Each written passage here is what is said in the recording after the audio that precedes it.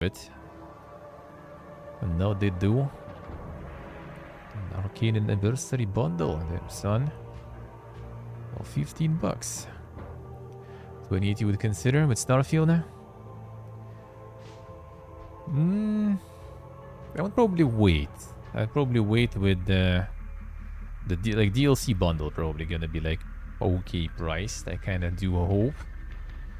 I'm still not gonna go for it yet probably. I think I will maybe like wait for all the DLCs and stuff and then like play, you know, like Game of the Year edition with everything again maybe.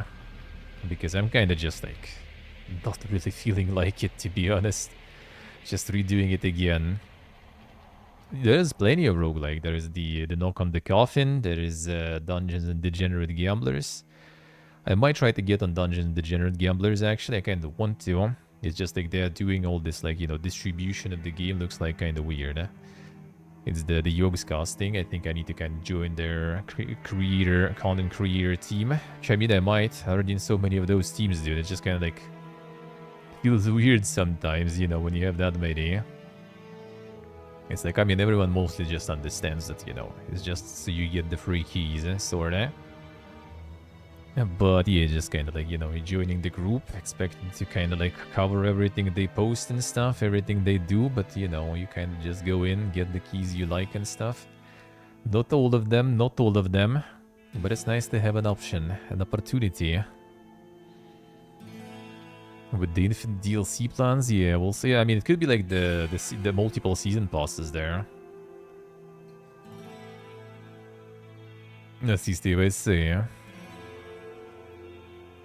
The DLCs for years, I kind of doubt they're gonna be pumping. I mean, maybe. Who knows?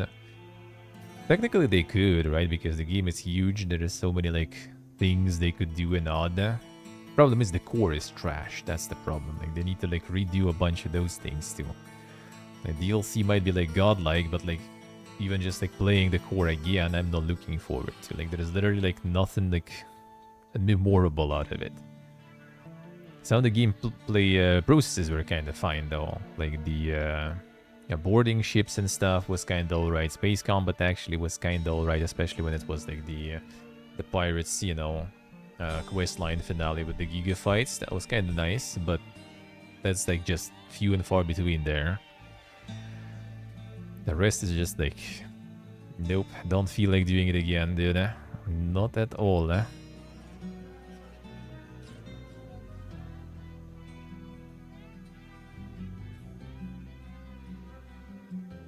Pumping DLCs, all with it being just the classic one game space. Could be. Yeah, I mean, technically, yeah, they can just make like any planet and just make it in the separate, you know, sort of like game even, right? Like you get the whole set, like the whole like story in there. And you just fly in and that's a whole DLC. That would be kind of cool. That'll be actually really like, you know, friendly for like kind of playing those DLCs, right? Because you don't replay everything from the beginning, right? You know, just like joining some sort of like separate session straight from the menu, right? It's just like, well, there's a planet that you can access now that has like some things going on, like some system got available, right? You can fly there and there is like some like stuff on the planet going. No, they're probably gonna sell the DLCs that will make those like 900 planets eventually into something good. That's why there's gonna be infinite DLCs probably, because they're gonna take a while for them to make all 900. I mean, ship builder, ship in general was kind of fine. It's just the thing is like you don't even use ship. That's the problem. Like a lot of systems and stuff were cool. It's just like you don't use them whatsoever because of the fast travel and everything.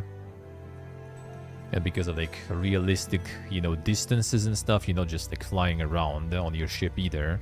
Because nothing's gonna happen there. Like you basically get like the ship action when you just fast travel somewhere. Boom, you teleport it in. No one, nothing. Alright, fine. We like fly somewhere else or land. Or you teleport in, boom, oh fight. Let's go, let's fight.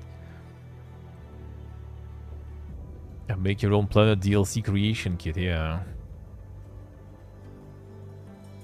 You know, that's actually something they could do, I feel. Maybe not in that, like, some sort of, you know, like the Death Star, you know. Just make your, like, some giga ship, a base, you know, planet size or something. That would be kind of cool. Even though in the same time, so what?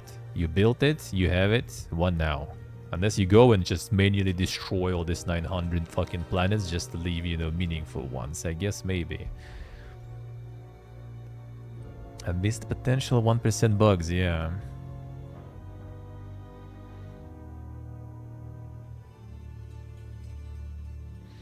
Asking people to slog through the base game is a war crime. I mean, it wasn't like that much of a slog. You can get through it really fast, like super fast. It's the same as like any Bethesda game. You get through the main quest and just like boom, you're done with it.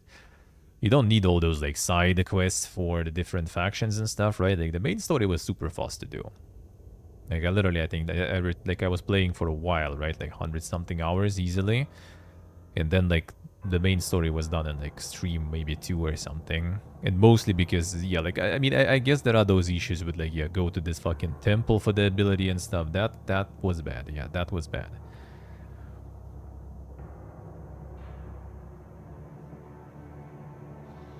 But I think it would be actually kind of nice to just make, you know, like the planets as a DLC. Or systems as a DLC, maybe. Which they could also reuse the older systems that way too, because there's still too many. Instead of adding new ones, but I mean, what it is what it is. Farm 10 temples reminds me of Gothic 3.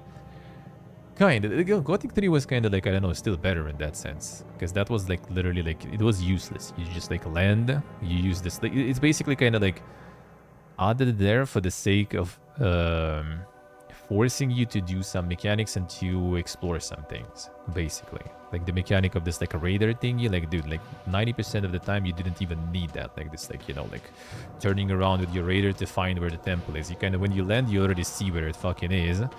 Or you just like from the landing spot just jump on some mountain and you see where it is.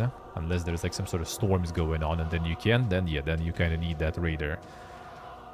And then you just like literally just like jump and run there to that temple for a while without anything happening whatsoever. Just literally just like, you know, jetpacking in there.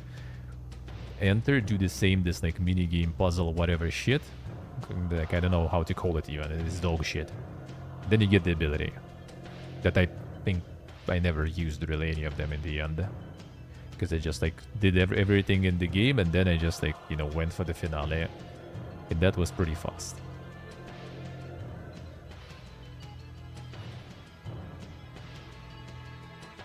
I don't remember if you could actually run in the straight loop and go full loop, but they were huge though. They were huge. They were made kind of in a weird way, yeah. Like, they still were kind of segmented, I think, because like there were like places like, you know, on what's the name, on Earth, for example, right? Like some old Earth like landmarks you could visit, but you can't just run there. You needed to kind of like you can, if you don't know location from like the quest, you could still kind of like pinpoint, you know, the spot, click it and land it and be in that landmark from what I know. But you couldn't run there though.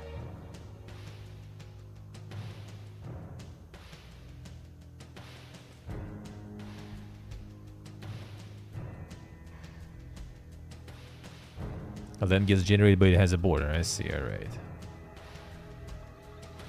Same 10-20 points to explore, yeah. That is true. I mean, a lot of things were kind of just bad. I don't know. Like, the settlement building is not for everyone. And I'm happy that they didn't, like, impose that on you much. Like, all this resource game, thank God you can just, like, land and buy resources from the store and never really even bother with that. I did bother with that, and, like, I don't know why. That was a waste of time. Maybe it's kind of, like, okay to do it once to get all this, like, you know, this system of, like, loading, offloading resources and everything. Maybe it's a little kind of fun, but I didn't really like it.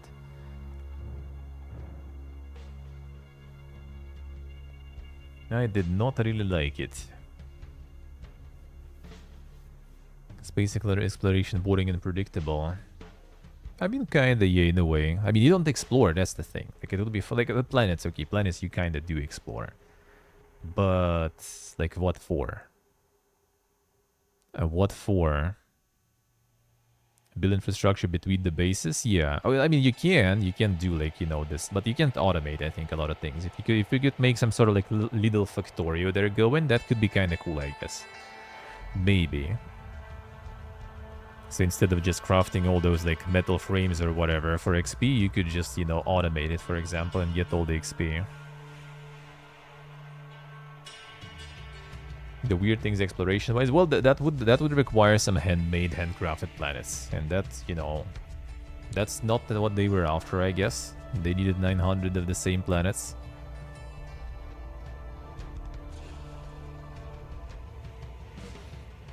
Set location of the planet, yeah. Like some handcrafted stuff would be better, way better. Like all this like empty stuff. Like empty stuff would be fine if it would be just kind of like as an option, as a filler there. So you can go build a base there, manage the, you know, arrange the resource management and stuff. But then you have like plenty of other planets where you can kind of actually do cool things. Here you kind of barely, like you have just a very few of those cool planets and have a bunch of dog shit.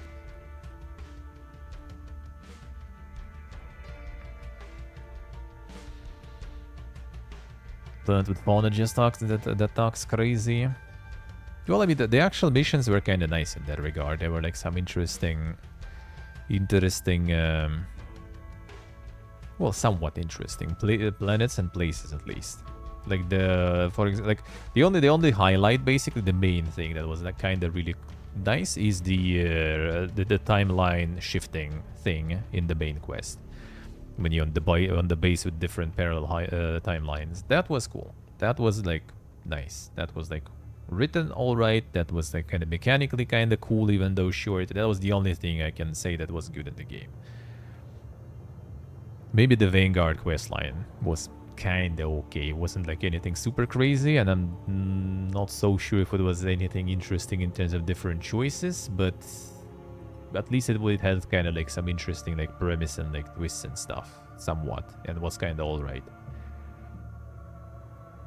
Like the pirates and the whatever, the Popo, that one kind of had like one moment that could be kind of interesting when you needed to kill that kind of like that guy in the asteroid belt or something. Like they could make it into some sort of like interesting, you know, kind of like chase fight segment, but that wasn't. And other than that, it was, I guess, kind of somewhat interesting, but like nothing special though. Corpoline was kind of meh. It was kind of alright in the end, I guess, with all the decision making and stuff, but kind of meh. A ranger guys also kind of wasn't really a huge fan of. And loading into square maps, yeah. I mean, the planets, I don't know. Planets kind of would be kind of hard to make it fun. Like a lot of people go kind of like No Man's Sky, No Man's Sky, No Man's Sky. Did it better technically, but like content-wise, it's still kind of the same, really. You still just like land, mine, still kill, you know, like animals and stuff, and planets are still generated and kind of like, I mean, they kind of generated better. At least they're not empty completely. Like they still look kind of cooler, you know, and you can dig into them and stuff and do whatever you want with those planets. So that's kind of cool in No Man's Sky. But like the general concept is still the same. You just like mine some fucking resources, craft some fucking things, and you're off of that planet. Like nothing really else nothing really else go in there. Like what Starfield would be good, especially in current state of it, is an MMO, in my opinion. Because all those like empty planets would become, you know, like fucking player housing and stuff, right? There would be some like fucking guild wars on that shit, the space fight, like that would be insanely cool. That would be really nice. There, that would shine. All these like empty space, empty planets would shine there, because people would kind of fill the place. The planets fill the places with that stuff. Even though if they would leave only just the fast travel between the planets, that still kind of would be bad. But could be still kind of doable, serviceable. But for single player, all those empty planets just for resources are useless. Even in No Man's Sky, in my opinion. Like I played in No Man's Sky probably for like 50 hours or so, and it's a good game, well made, but it's still kind of the same problem is that it's all pointless unless you want to grind. If you want to grind, then yeah, then I mean even Starfield will be good for you. Starfield is just not a live service, so you kind of don't feel, you know, the gratification of that grind. You don't feel like, you know, you kind of like grinding for something. Single player game, you don't grind for anything. No Man's Sky is at least, you know, like the live service, you have other players that you kind of can encounter somehow. You have like all this like endless content, endless development of the game. So investing your time into farming all those planets feels kind of like better, because, you know, it's not just gonna die because no one's playing it or something anytime soon. No challenges ahead of you. Yeah, sorta. Yeah, like if someone will make like some multiplayer mod, or they have those people who made Fallout 76 that also will decide to make some like fun multiplayer mod for Starfield, and that will kind of like, you know, work with the experience, and they do some sort of like online thing there, that would be insanely good actually. That might be kind of actually really cool. Because players would actually, you know, make it... Like right now it's kind of like 76 in a way, without NPCs and everything, you know. It's still kind of good. You still can find stuff to do there, but yeah, it doesn't feel like it's, you know, living. Let's see. Economy, infinite money, yeah, infinite XP, which is like, you see, a lot of those issues, they are actually like good. You could say you can fix the economy, you can fix endless XP from crafting and stuff, right? Like you could do that, but the problem is that would make game annoying as shit. Like if I couldn't level with those like metal frames, I wouldn't even be probably trying, because it's so annoying. There was just a few perks that were actually kind of fun, and everything else was not worth it whatsoever. And same with resources, as I said. If they would fix, like, okay, you can't buy resources anymore, you actually need to farm resources. Like, bro, I would hate that shit. Because, like, I was actually happy that I could just go and buy... Like, I remember when I was, like, trying to make, like, a storage boxes in my base, and I needed, like, structural or whatever, right? So it took me a while to find that planet where I can get that. And then I was running on that planet, killing shit that was dropping it, I think. Or was it like some trees or something there? I don't know, but I was running around killing stuff and mining stuff. And I got like enough material in like an hour or something on stream. I was just running, killing stuff and mining things. For like 40 minutes for sure at least. And that was enough to build like 2 storage boxes. Like, dude, fuck that stuff.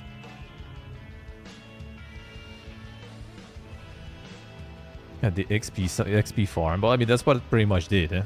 I had like... What was like iron, something else, and aluminium, you just get it. And then I was just like standing there and crafting. I was literally just like mashing buttons. I did it off stream also even, because I was just like, you just mash buttons, crafting, there's like hundreds of those like frames or something. And that's how you get XP. And then I tried all those perks and realized that most of them are dog shit. And the only fun one was jetpack. Because jetpack in general is cool, and it adds all those like kind of cool abilities for jetpack that you can use. That is fun, basically. And I think something else was kind of alright, but also like nothing super crazy really. Most of the perks are pretty much just like, oh yeah, you deal like more damage now, or you take less damage or something. Or all those perks that like, oh, now you can craft actually something better. Like I'm not a huge fan of that. I don't know. I feel like it should be done some other way. Those limitations on the craft, like just like limit like resources, so you can't get like some high tier resources early in the game, so you can craft some high tier stuff, right? But like all this like, oh, I'm gonna level up, I'm excited, what I'm gonna like level, I'm gonna get something new. Oh no, I just need to invest it into like unlocking, you know, this like fucking crafting that I still need to craft later. I don't like that stuff. Same in Fallout 4 actually too. Like I really dislike that. You kind of like, oh, I want to level this, and then you realize, oh, this level I'm gonna get unlocked the especially when it's multiple crafting ones, right? It's not just like crafting perk. No, you have like like in Fallout 4, for example, like because play London now, right? They have like you have the gun perk for the gun upgrades, then for the gun mods, then you have like science that you need for some of the gun mods, and like energy guns and some of the things in the camp you build. Then you need the camp perks to actually build, like, for example, crafting workbenches in your camp. You need that perk to level 2, at least in London. I don't remember if it was the case in 4. But you want melee? Melee crafting, you know. You want armor? Oh, that's the armor crafting now. Oh, you want explosions? Well, that's the explosions crafting now. The drugs, healing items, that's the chemist now too. And you just like, dude, like how many level ups I just like dump into that shit without like really like seeing any like meaningful, you know, change for myself, really. Like that I really don't like. I really don't like that. Kind of hard to do it, but I don't know. It's still not. At least like in some games, like you also. Like, Wasteland 3, I think, for me, was, like, the best, probably, in that sense, because it's kind of, like, the speed of leveling up and the amount of kind of, like, things you do on the level up was kind of feeling very, like, satisfying. You just kind of, like, get, like, perfect pace. You just kind of, you know, level up, you do stuff, and boom, another one. You're, like, constantly on this kind of, like, dopamine going there. It doesn't make you super OP, but it also gives you like ways to influence your character more, because you were, I think, adding like stats, or was it skills? I don't remember. There were like those bars you were adding, and they were, I think, unlocking some stuff. You still get the perks, if I remember correct, too, and you also have like those skills that also like every skill point, every few skill points, they give you something else that adds to your character, or more AP now you have, or maybe you add 1 point and you get like something minor in terms of changes, but if you add 2 points, then it's already plus 1 AP, and you kind of like planning this ahead, and you kind of feel, you know, every level up, you feel like something changing, you do something better. You kind of feel like you're having a build, you know, you're making some build. And that was really nice. In Wasteland 3, I really did enjoy that. And here, not really. The percentage of perks are a plague, yeah. But at least they kind of can, like, you can have them, but you need to have something else on top of them, in my opinion. So you're just like, all right, we're gonna get like what was in the classic Fallouts, for example, like usually. Classic Fallouts, to be honest, also, I think, have the same sort of plague. Your usual build, I think, like, what was it? Like, level 3, I think, was kind of like free. Take whatever you want, really. There's nothing like super good. It's nothing must have. That's where you get some like fun stuff or some useful stuff, like awareness or some shit to see what that enemy's HP and weapons they have. Then on 6, you get, I think, more criticals. On 9, you get, I think, also more criticals. Then at some point you get better criticals, so your crits are like basically have a higher chance to insta-kill and stuff. What else you take? That was 12, right? On 15 you get pretty much like action point plus action boy perk. On 18 you get another action boy usually, because, you know, plus 2 AP, that's too juicy not to take it, right? And then I think on 21 you also have kind of like one kind of free point. I don't remember what else was there that was must have. And then on 24 you basically get you like the ultimate perk in the end, which is usually like either like Slayer or Sniper. So like you either like melee 100% crit pretty much, or a range 100% crit pretty much. So like you pretty much have like 1 or 2 perks that are kind of more or less free, and everything else is plus percent almost. Well, plus percent, plus damage from crits, and action points. Action points were actually like action points I kind of do like though, because it feel like percentage crit is good, but you don't really like feel it that much, right? You kind of like, it's still down to luck. Sometimes you crit, sometimes you don't still.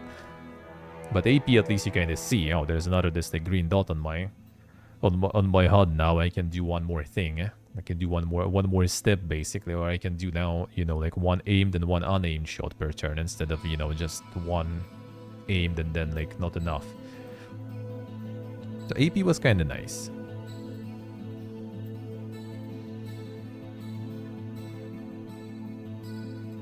Let's see, Steve, I see.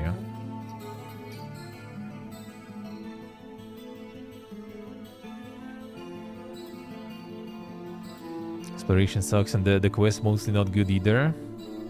I mean, kinda. The character building still is satisfying though. Like if you have like the gameplay was good, like the shooting and stuff, and the space fights, in my opinion, were good. Like I did enjoy that. Like a lot of weapons felt good, as in like they kind of felt a little different. Some of them, like you could see they put like some love in them. Like animations were cool on some weapons. Like some, like I literally just like try to like switch weapons because they all kind of like different. They all kind of played differently, felt differently, looked differently. That was nice. Like it didn't feel as much as like, you know, modern sci-fi shooter where all the guns, like you see this gun and you don't know which game you're playing exactly. Like you can show the screenshot and then I'm gonna be able to say which game is that. These at least kind of were like a little more unique, I guess, kinda. Not all of them, but at least some of them. Like the gunplay was good and the space combat was good, and that's why kind of like character development was interesting to me, but most of the perks ended up being dog shit though, sadly. So it wasn't that interesting. Not to mention a lot of like interesting stuff happens when you level the perk, like all this like perk leveling dog shit also, right? You get it on the perk level 4. So you pretty much just invest, not just, you know, have like the shit perk, you also need to invest into it multiple times just to get like some sort of like, you know, the ultimate development on that perk that will be actually maybe kind of fun. That was also not fun. That was also not very good, huh?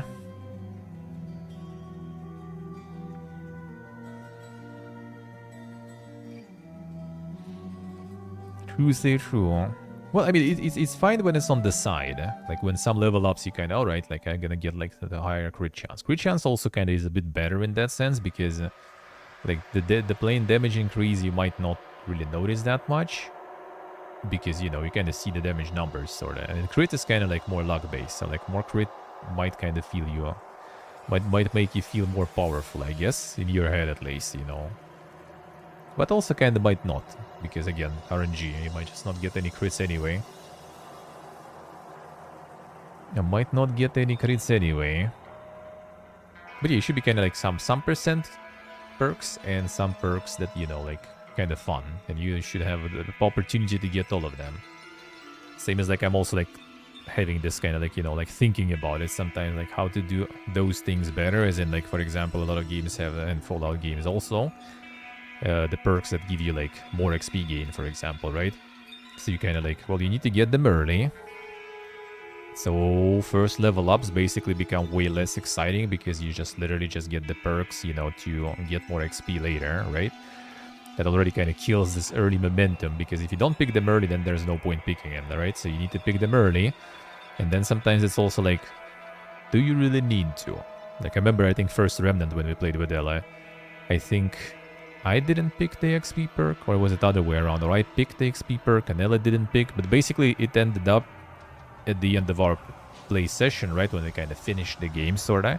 The difference was pretty much exactly that one, or I think it was one level, like one perk, right? Like, basically the difference was pretty much exactly this, like, perk between us. So, like, if you didn't pick it and just pick something cool and fun, you would be still at the same sort of, like, you know, level of development of your character. If you play long term, though, sure. But it's still kind of like something to kind of take in consideration. Like, do you really need those perks? Because like the mid-maxing people and everything, they will want to go for those, and then they kind of give them an early game, and then they suffer, and then they might just fucking quit or something. Or just not enjoy the early process, because instead of like power spiking, they kind of investing constantly into this like development of the character, and then they play kind of like I do, when you invest constantly and save constantly, and then like maybe like last couple of hours in the game, last couple of fights, you just like, you know, destroy everything and throw all your like saved, you know, potions and stuff in. You just like blast everything, but like the rest 95% of the game, you just like fucking suffer constantly. Only fine with the skill tree the size of Path of Exile. I think percent is fine when it's kind of like on top of something more meaningful, or when maybe you have some sort of like system that is kind of like the best way, honestly, is kind of like something like classic Fallouts, when you have skill points that you distribute on the level up and perks, just more often perks, you know, like every 3 levels, not that fun. So like you still have some skills, and investing into skills, that's what kind of like improves your percentages. Not your damage, though, in Fallout. In classic ones, it improves your chance to hit most of the time if it's combat skills, right?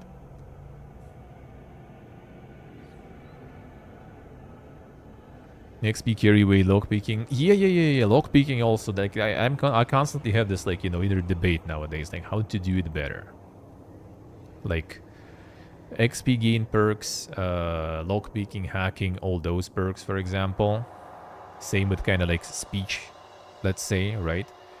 Like, no matter what game I play, pretty much, no matter RPG I play, if I see speech, I most likely will fucking pick it. Just because, like, speech usually gives you, like, way better experience with the story. And with, well, in RPG, right? With the game, pretty much. It gives you more lore, it gives you more dialogue options, you know, that kind of stuff.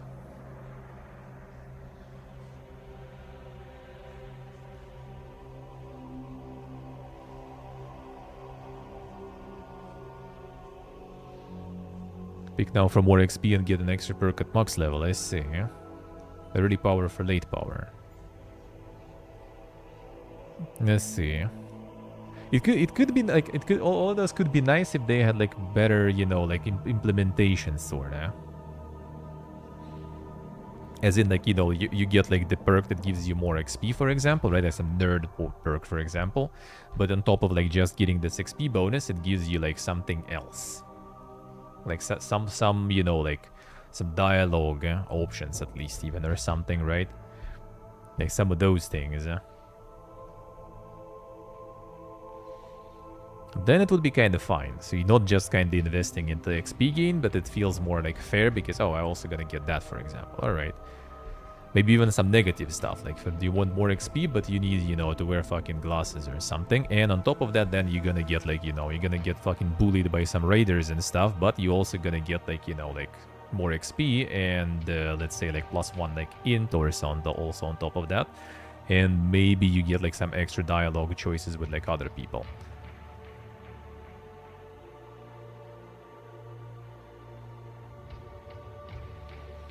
Let's see how it goes. I see. Speech is just OP in most of the games, yeah. Skip every boss fight and active with speech, alright. Yeah, that's also like something, like I go not because even like I don't want to fight. Sometimes that actually even feels bad because like you just skip instead of fighting. But like you get more dialogue and stuff. That's why I always go for speech. That's why I always try. Like in Bethesda games is for sure. Like there's lockpick hacking and stuff like that. I pick it because I know for sure that they're gonna have a bunch of stuff like hidden behind those. You need those. And speech you kind of need because also a lot of things gonna be like in dialogue. You know, like opening up in dialogue. Hey, newer.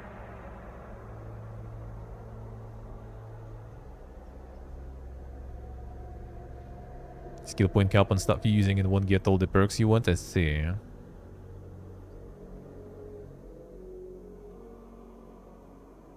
Yeah, low level cap actually is also something I really dislike though.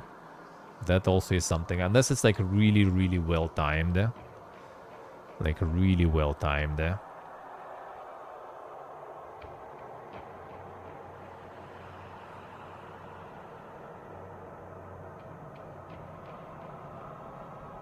Then level ups. Yeah, that sounds kinda not that bog though. That sounds not that bog. Even like in New Vegas, for example, played so much that I installed the mod that to remove the level cap just because like it just like it depends on the player though. Some people like this like limitation to have, right? But like I dislike it. I need that carrot dude all the time. I might get into the story, so the story will kind of carry me through the game to finish, but I'm gonna be like, every time I'm killing stuff, doing stuff, I will feel bad because I'm like missing out on XP because I'm level capped. That I really dislike.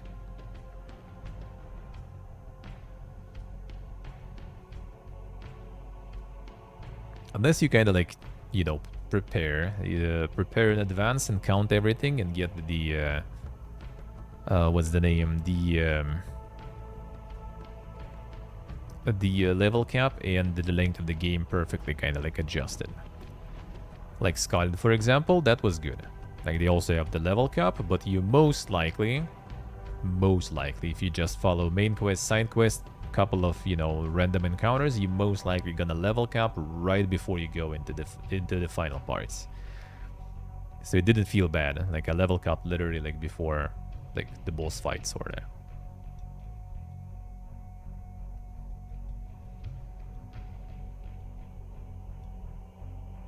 True, so true. It depends on the game though. Like in some games I guess you kind of like it, but again like, alright fine, like in like some Bethesda game for example, you're gonna put the level cap, but like you're already broken anyway. Like what's the problem with that? Alright, gonna be even more broken. Alright, fine. Yeah, well, like why not? Like you already destroy everything and stuff. Like why not let people kind of like continue, you know? If someone is grinding, if someone wants to kind of like, you know, over level by like killing a bunch of mobs, their way to play, whatever.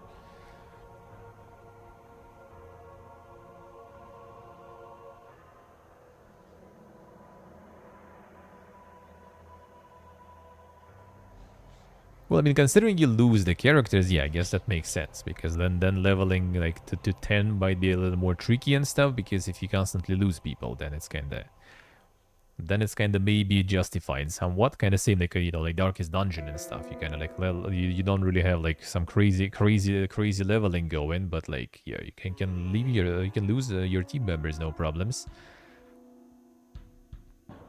So then you kind of need to restart them again. And then it doesn't feel that bad. But still, having some progression is nice in my opinion, though. For the proper conventional, you know, RPG. Like in some games, I guess, yeah, like some of those things are fine. But then like the proper RPG, I think you need to kind of constantly have some sort of like movement and progression. That just feels good. That just feels right.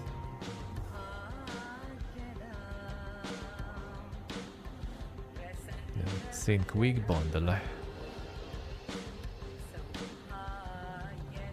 And the Doom Classic. Yeah, they actually did the upgrade for free on GOG, looks like, for me. I just got it in my library. Alright, nice. I'm down. Let's see what do I see.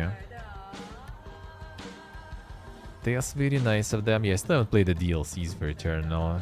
Should get around to it. Maybe not even on Giga difficulty, just for the lower, basically. Because I played Eternal on the second to hardest, without permadeath, fuck that. And I kinda just like burnt out on that after. Gonna play that, the DLCs you mean? I mean, eventually I probably will. I kinda want to see, you know, the insane lore. The insane lore.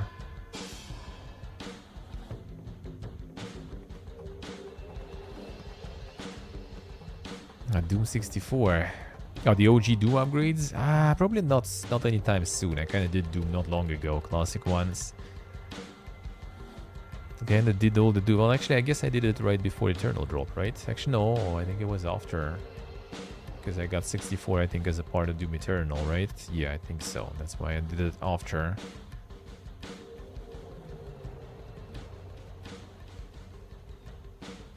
So not sure when, but I mean, eventually, I might. Eventually, I might. What else we have there? Oh yeah, the medieval GTA. How's this one going? Mostly positive.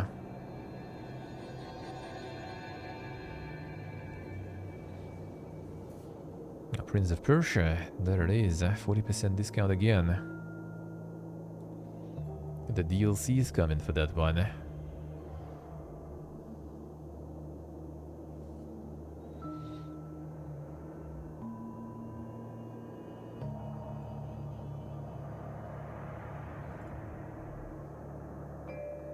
Biotic Factor on sale.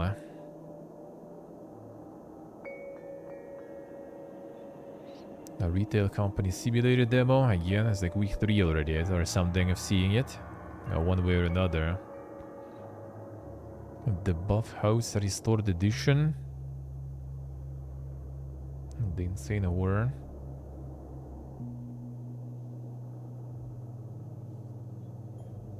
Frontline Crisis demo.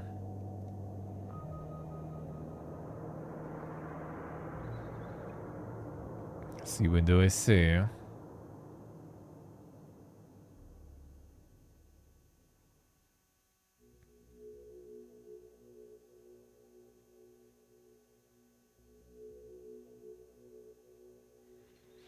Sì, so che sì.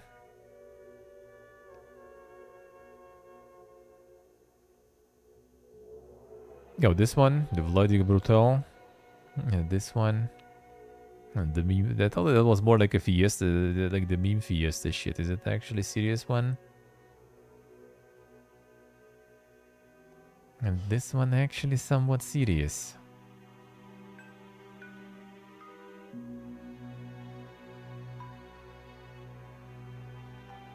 And just the dumb shooting and stuff.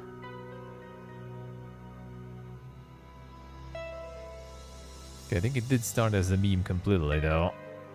The whole series, I think, started as a meme. And the right amount of Slav junk, I see. Yeah, they like streamers and everything, and like Russian streamers and stuff too. Thought it was like more of a meme shit. I guess not exactly. Some actual shit there too.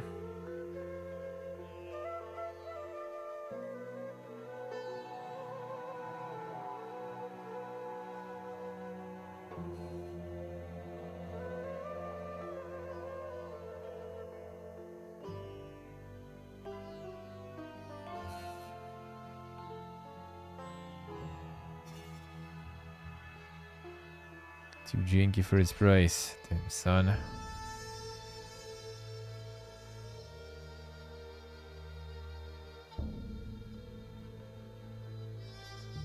Child of Hardcore Henry and Half-Pipe. A buzzed more anal. Damn, son. We'll review.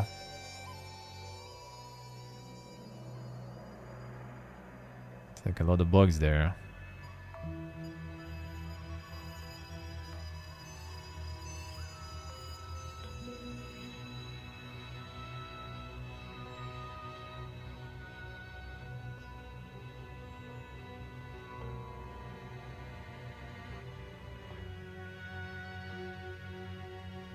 Enhancements for the engine and stuff, yeah. Could be that, could be that. Well, as long as you still can play the old version, I guess. Why not? The Crush House. They're mostly positive. Damn, this one is not even farming that crazy. What is wrong with it? Borderline mixed even, sorta. The one season in the game, you've seen pretty much everything. The game doesn't actually do a whole lot with the idea of filming a raunchy, trashy reality TV show. Pretty much over it as soon as I complete my second season. Alright, 1.5, 2 hours in.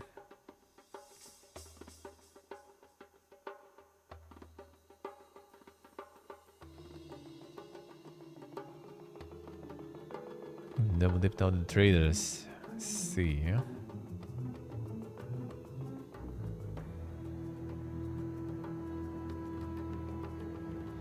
Way too sexual, damn son.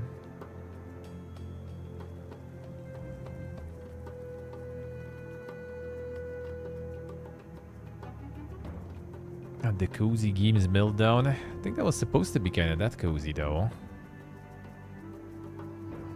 No, that's the you know the tricky one. You post positive, you get clowns. You post negative, you get clowns. That's the questionable one, and that's the hard mode clown farming. You need to figure out. You need to figure out. You gotta put some effort, I guess, to get the clowns farmed. Supermarket together. Damn, and another one. More.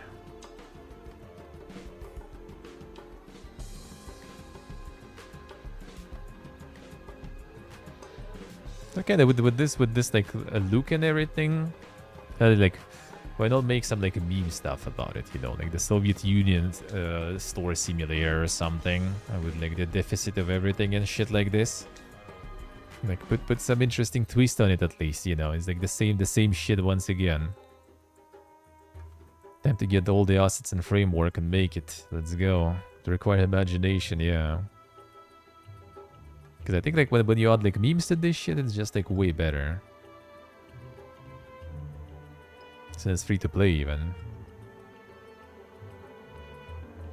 Up to 16 players. Oh, I see.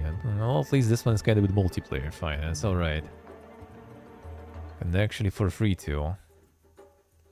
Action Half-Life this week, yeah, saw that. Check that already. Man, that was the first game too. The first one was like full meme. Was it just like a Vladik or something? Yeah. Didn't even have that one. Yeah, this was where it started. This was where it all started. That was the full meme shit. New one already they tried to make not just about streamers for streamers. Hey, do Excel? Yeah, basically. I had like Navalny there and stuff too. Or like parody, I guess. I ripped that now. And now they went more serious with it.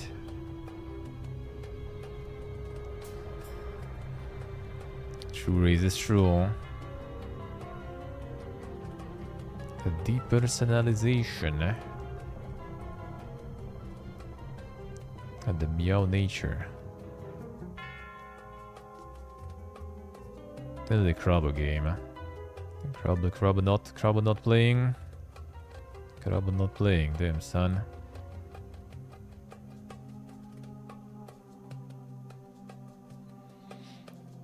Tabletop role-playing with the Cthulhu. Diverse story modules, rich branch narratives, we are prisoners of fate. Sometimes we also roll the dice and create miracles.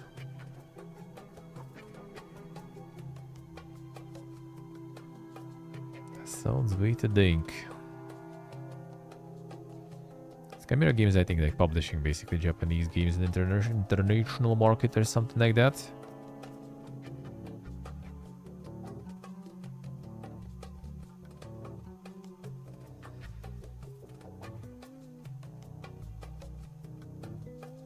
Like Asians in general, I guess. Or is it mostly Chinese? Yeah,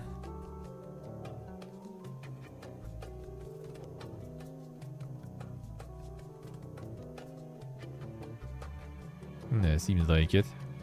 They be farming, dude.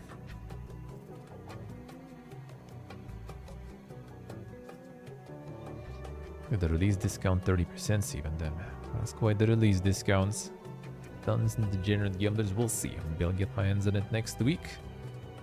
Mostly positive. I think Bellator enjoyers kind of got a little humbled here though. With this game.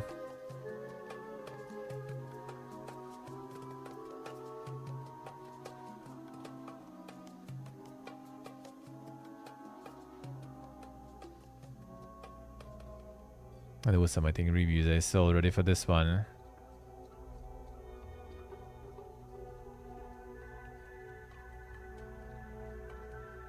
A deck building with little choice. A brutal difficulty. Yeah, there it is. All starting decks are really weak. Gets very repetitive very quickly.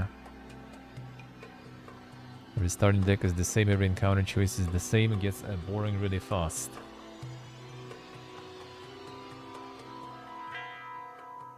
I mean... Then they could basically kind of like... Saying as like in Slay the Spire, you also like depending on the character you pick, you also have the same starting deck every time anyway. Let's see those, let's see. DG and too deep. Time to recover. Time to fix. Gonna be the brutal fixing probably though. Prepare. Tomorrow's gonna be fun then.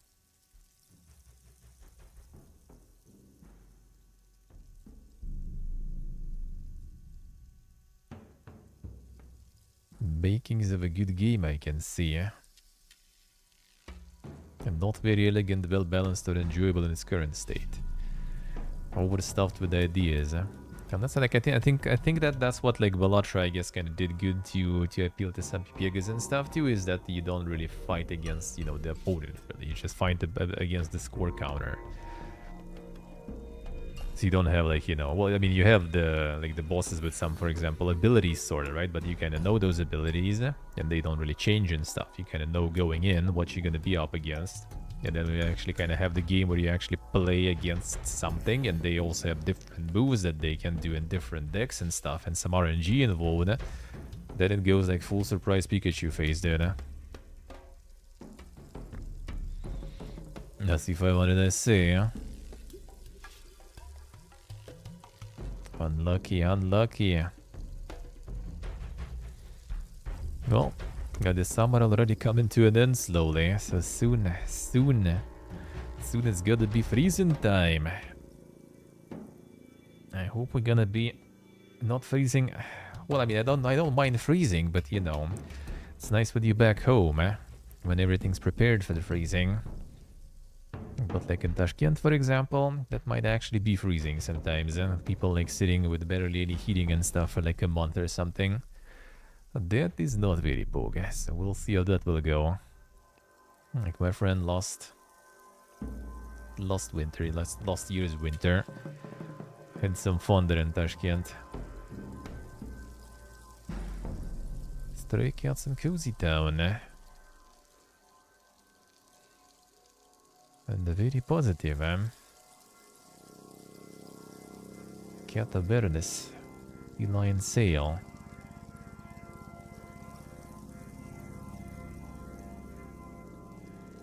Another hidden object that I see.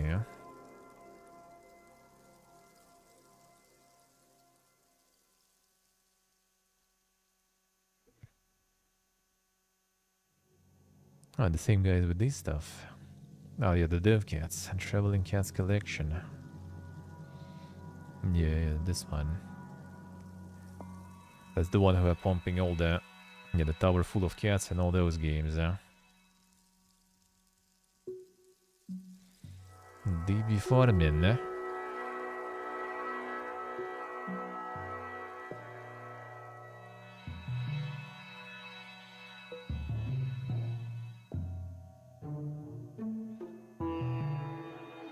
Everyone likes cats, dude. There it is. Worshippers of a Cthulhu demo. No, then this one. Wait, what? Oh, I see. Alright.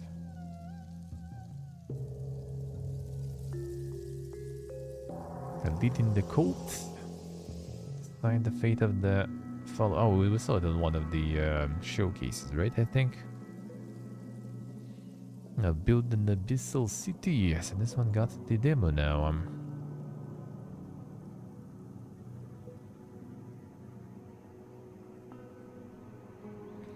This one might be nice.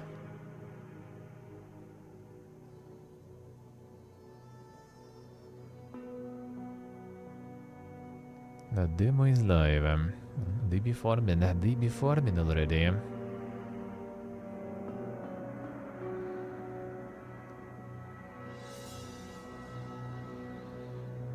A Black Myth Wukong, already at the top there. Everyone's already pre-ordering. That one's gonna pump. I'll see how that one will go. We'll see. The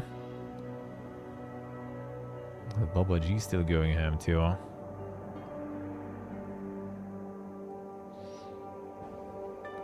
Where's Descendant? The Coomer Power, man. Coomer Power is still going. New season with even more Coom. Original price for Wukong, yeah, that looks like it.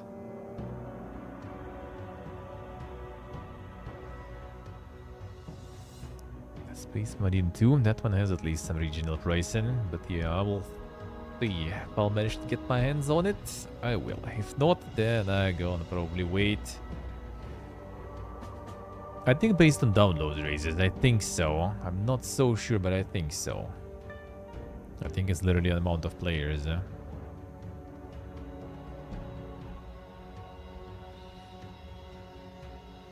remove free to play. And Borderlands 3 on 90% discount. Insane. Clears normal specs requirements. I wouldn't be surprised if they also will optimize it well. Like, I think mostly like the Chinese releases, they kind of do get really good optimization and stuff most of the time. So I will see.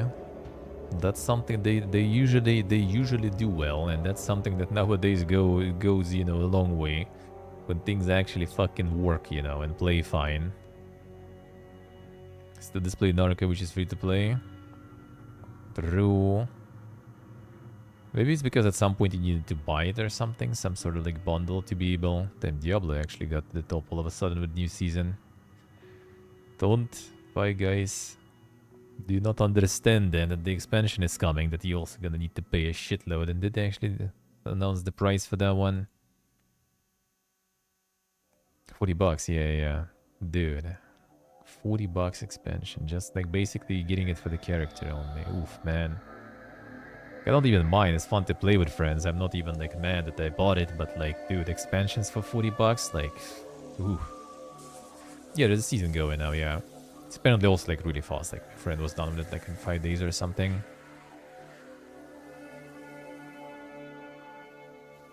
There is a new act. There is a new act, new story, new you know, cutscenes and all that stuff, which is fine. That's good. That's nice. But like if you play single player like Diablo, just a playthrough for the story, like that didn't cost 40 bucks in my opinion, because you're probably gonna be done with it really fast. Like beautiful CGIs, sure, but like yeah, that doesn't cost 40 bucks. If you play for like the end game and stuff, like you're, you know, the grinder, the usual proper ARPG player, like we did with friends, for example, right? Then out of all that it provides, you basically need only character. Like everything else, like, alright, there are gonna be new bosses and stuff, right? There are gonna be new items and stuff, but that's pretty much what they add for free every season anyway. So they kind of need to, right? They kind of do it every time. For every season. That's what Path of Exile does too, for example, right? That is the content that basically is free. Should be free for the live service ARPG. So you pretty much just need a character out of that new class. And for new class, 40 bucks is too much, man. And if you play both single player, you're kind of interested to see the story, which I wouldn't mind, really. And the beautiful cutscenes and also the plays ARPG stuff, I still don't know about 40 bucks, dude. I probably would wait until it's like at least like 20 or something. And maybe not even then, we'll see. I also kind of looked at like the gameplay of the character and I don't know, man. If it will be like something like from the classic, it will be like Paladin or some shit, like Crusader. I would maybe consider. Not also at 40, but like I will at least kind of look better. Or Monk or something. But that kind of didn't look that pogy.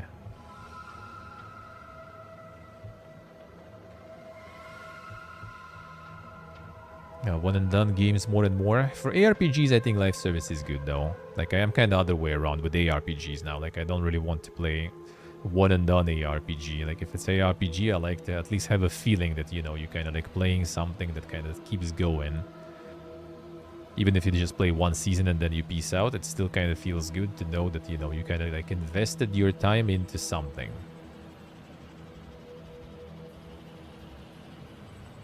Let's see, Steve, I see. Yeah, we played with friends, so for me, like, that was kind of completely fine purchase, and it was a good game. I enjoyed my time with it. Like, 3 seasons basically done that I participated. 2 maxed out characters. I don't mind. Some Uber Epics farmed, you know, Uber bosses, Uber Lights farmed. I don't mind. But, yeah, don't feel like returning whatsoever.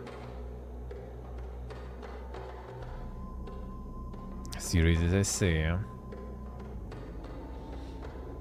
GSC gonna start a show for Stalker 2? Probably, yeah, a bunch of gameplay. Operation Polygon Storm. I might play this one next week. I might, we'll see. It's again kind of like not the perfect release time again with my day offs. We might check that one out after my day offs on Thursday then probably. We'll do that. We'll do that. And the minimal micromanagement strategy. Lydia, hello. A series, I see. Later down the line, they actually did optimization really good though. Like that shit runs really nice. A Dogma 2 before the vacation time? Vacation? Having the vacation? With me? No, not gonna be any vacations for me. And no vacations for me. Just some day offs. Couple of day offs.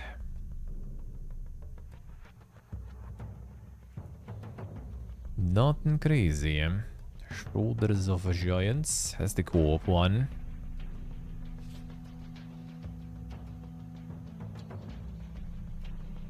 The series, I see.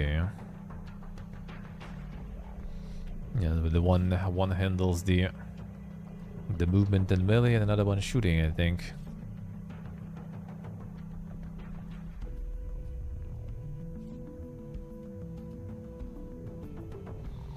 Yeah, nowadays even 16 already feels little. That's true, that is true.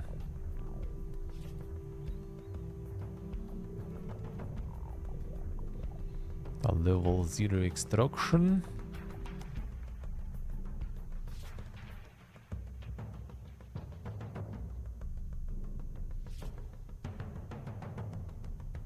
In the series, I see.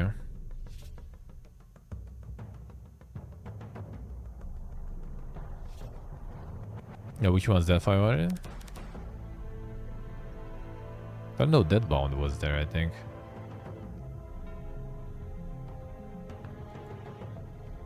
How did Deadbound go? I assume it didn't go well whatsoever, right? Are we talking different one, though? This is cheap, though. No, mostly positive. I mean, not completely bad. I mean, for this price, Canada, I guess, wouldn't complain.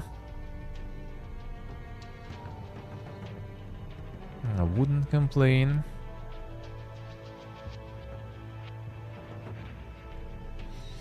Oh yeah, the Arena Breakout Infinite also starts, yeah.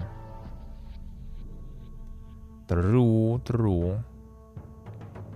We'll see about that one. Like, I wouldn't even mind maybe trying, but like, dude, it's like so much stuff. Like, it's insane. Like, how? Also, I'm hoping that summer will be, you know, just like the full backlog galore, and I still didn't even get to it. I still need to do at least like fucking Space Marine before the second one drops. Still be down for extraction shooter, I see. Like, it's so crazy, man. It's only tries there, I see. Yeah, we've been cleaning the boomer CRPGs quite well lately. Well, like the autumn when we move, I gonna go ham also with no day offs and stuff for a while. I gonna be farming. We're gonna be playing a lot of stuff, and the Boomerathon also gonna be some of the OGs backlog games too for sure. It's still bad. It's so like hard to keep up with things. Like also try like it's nice when you like get all the, you know, like the review keys and preview keys and everything, but yeah, like nowadays already like start sometimes just to kind of like, yo, sorry, and just kind of like too busy with stuff now, not my jam, or like just like not even answering sometimes because it's like it's so much, man. Like it's like on one hand you can just like do a lot of games, right, but then like it will be hard to do the playthroughs. Like I kind of like trying to find some sort of balance, right? And trying to like show some games just like with a couple of hour segments. And in the same time also do some full playthroughs of stuff I like, right? I don't want to go full like kind of like just two hours and ditch basically on everything. So it's kind of hard, huh? Like if you go full playthroughs only, then yeah, like previewing anything will be really hard. And just go in a couple of hours and ditch for all the games. You can do a lot of them, but then it's kind of like, I don't know, not that satisfying for me. I actually do like having some long playthroughs, huh? Oh, like Dragon's Dogma feels good, huh? See what do I see, huh? KCD release date soon and you haven't started the first one? I don't think it's gonna be this year, though. I don't think so. I still will need to start it, though, soon. Yeah, for sure. For sure, huh? Maybe that will be after the London. Maybe after London, then. Yeah, the like Stalker got delayed, but it's still not that far, right?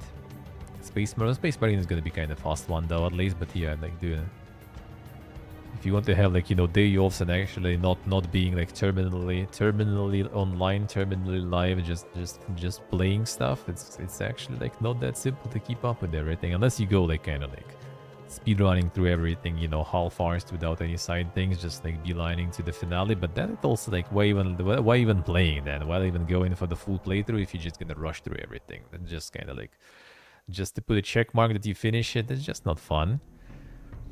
That's not satisfying.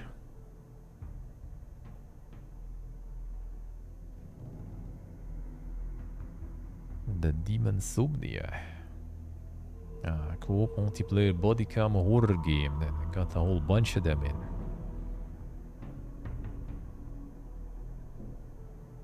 About the impact of a nuclear reaction.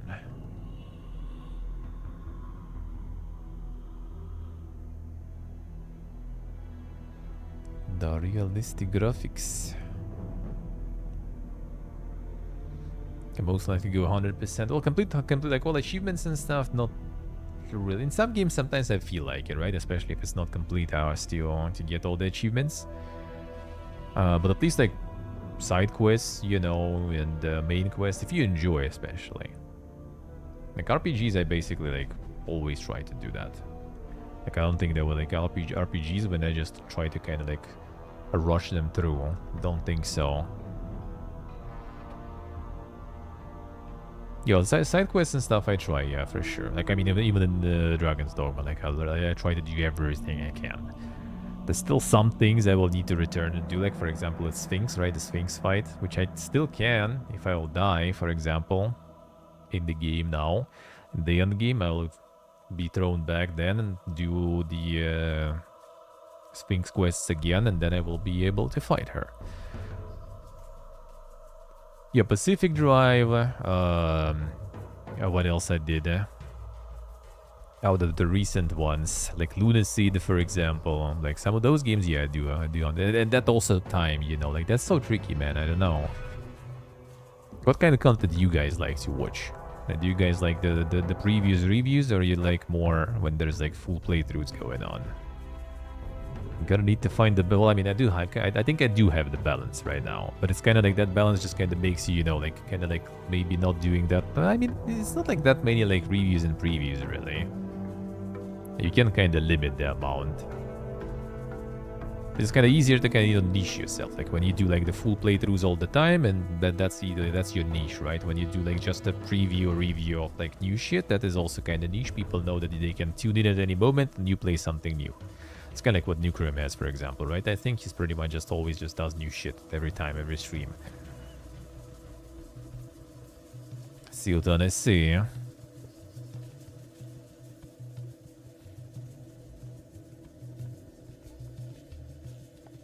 And that I don't want to switch to though, because then it's just kind of like, you know, flashing games all the time. It kind of like burns you out. I feel like it gets tiring. It's nice to have this like playthrough when you just kind of like can chill. And the Dragon's Dogma for me right now, for well, pretty much any long RPG when you're already playing for a while, they all become kind of this like cozy game. You just kind of like always looking forward to return, because you already kind of have things going. You already know how it all goes and works. You just kind of like enjoy your time there now.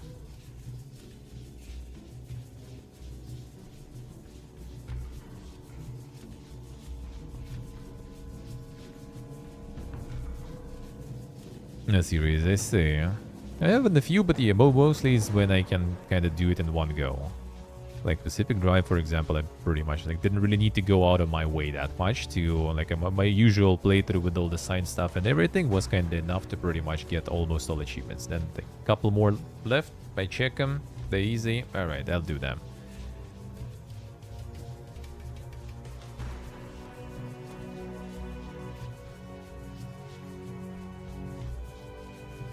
Don't enjoy RPGs as much as say enjoy long playthroughs when it's comfy, alright. No, Souls games I did get. First one I actually did. Souls 1 I didn't get all the achievements yet still. 2 and 3 I did. Get Bloodborne I did. At some point I'll need to get 1, I guess. Man, don't remember, like, wish I did remember which ones. I guess I can see it. I need to check achievements for that. Because mostly I think like the Sif Soul stuff you make with Sif Soul, right? That one is the main that makes you do on different playthroughs and new game pluses. So I need to check what do I have there.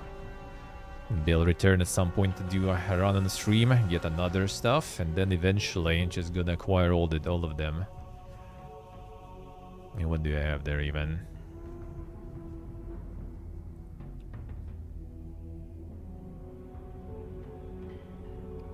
I only have the classic one also, no remasters and shit.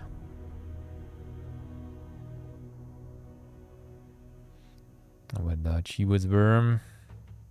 God, wait, I go to this door. I should be in the library, right? Friends who play. Damn son, that's a lot of friends playing. Yeah, I do have a lot left still. I guess the money, hello. Thank you for the streak.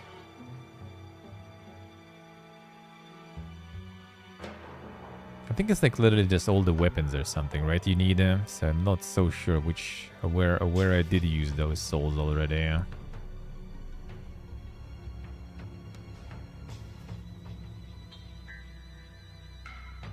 Yeah, all rare weapons. I think that's one. That's the one basically.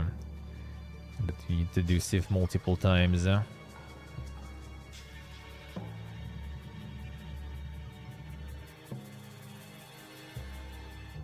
See window SC.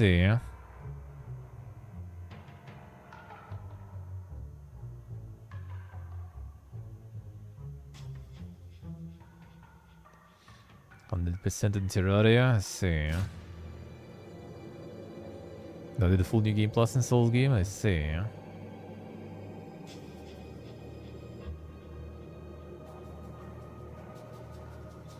Yeah, Souls I kind of usually just like enjoy the gameplay to the point I kind of don't mind. The one I actually enjoyed the least. Not gonna lie.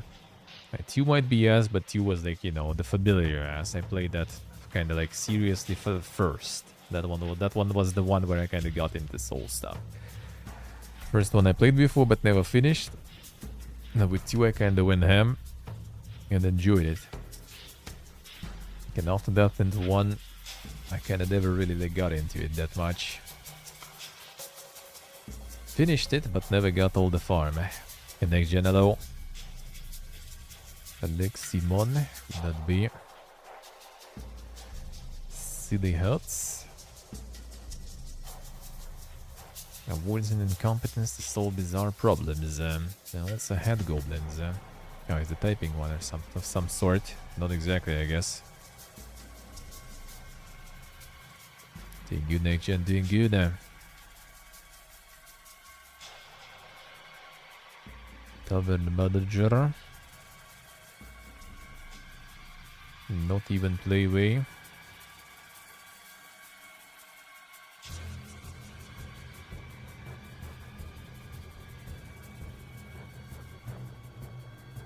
The pig gaming.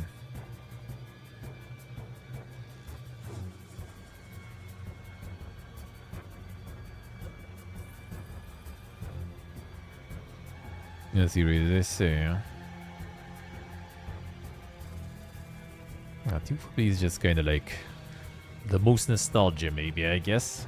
Also, basically, when I started regularly watching earlier. So 2 for me was more of a, like the biggest nostalgia out of them all, I guess.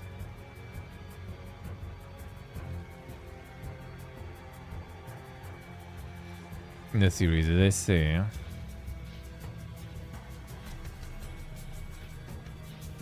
Got bugged out for you, I see, Steve, I see. Crime scene cleaner. Now that's playway, alright. Another one. Good, they're already like the sort of like the visceral cleanup and stuff. Is the sort of the one. Spent the week running from horses in Dark Souls 2. Oh yeah, that's fun. That's fun. DLCs were quite something. DLCs were quite something, I say.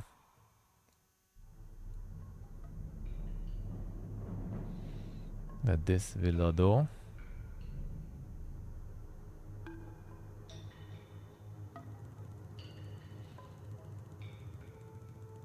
I must seen on the one of the shows, I remember, right? Wasn't it?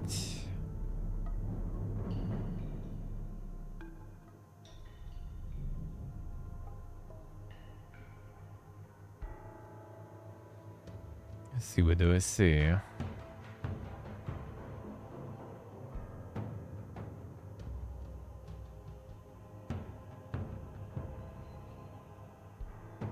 I think I did use the strat with summon. So you like summon gets the aggro, you just rush through and then unsummon and then go to the boss. I think that's what I was using most of the time.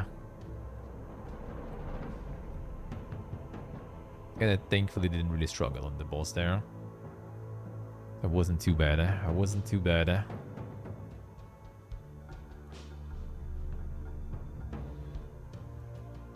Still in the box.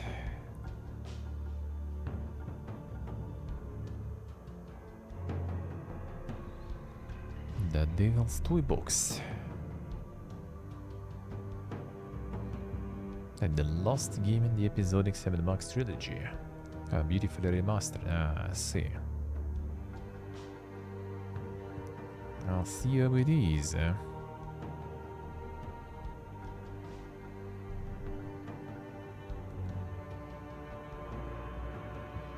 Shreeps 2 already.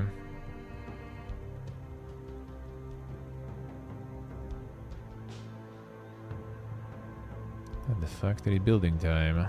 Another one.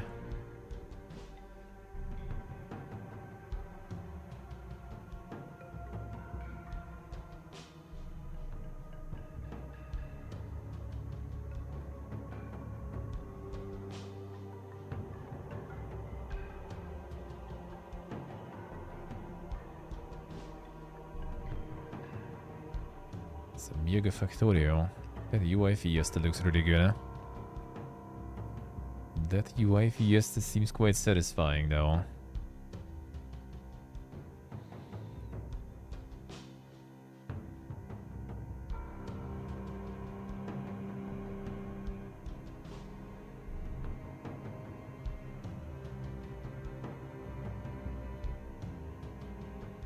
First one was 2D, I see.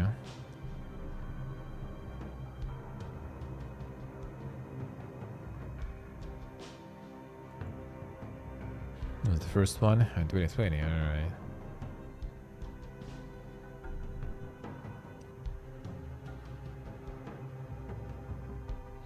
This one looks also quite nice.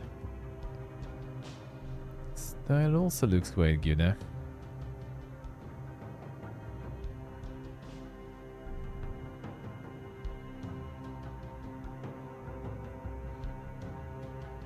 Like 92 and 93 where you've been sending box.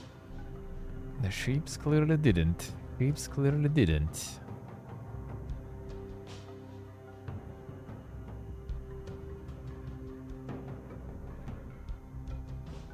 All of them factories, man. The whole genre now already out of this. From the 90s, yeah.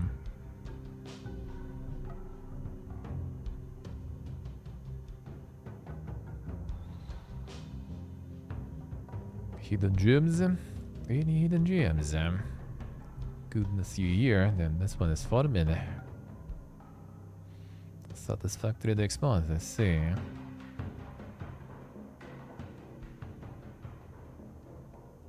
This one is a basin, let's see.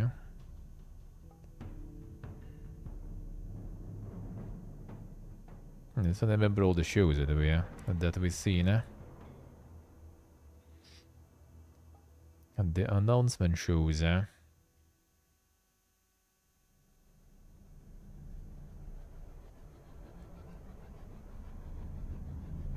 XD. Sorda kan vara där igen.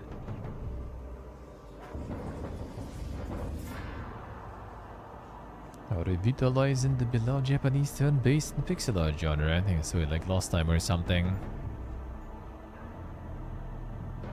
Alrighty, Axel, already. Have a good one, man. Have a good one.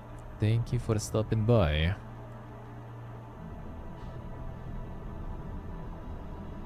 Oh yeah, that was the free-to-play one. I remember now. Remember why I remember now. That was the free-to-play JRPG with gacha stuff. With the microtransactions. Now I remember. That one actually got the mostly positive in the end even. Damn son.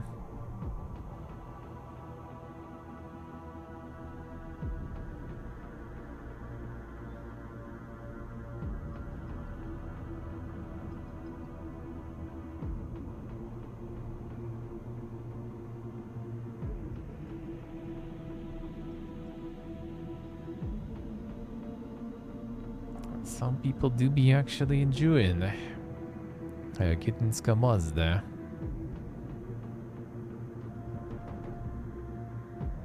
And never feel gated or incapable of progressing.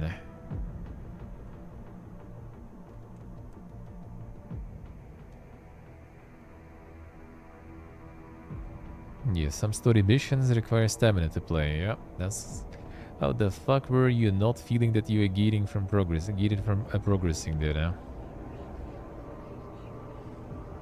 Found the clowns though. The gotcha endures are ready to clown you, huh, if you don't like it. I don't like being scabazda. I get that clown.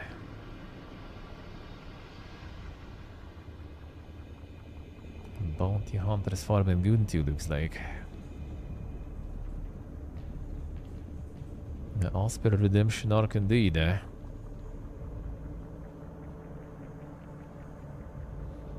Car manufacturer. Oh, Playway. Damn, another one. The Automotive Tycoon game. I'm kind of trying to go into other ones, and it seems kind of like more like a Factorio one in a way. Not exactly their usual simulator. Okay, that one has everything.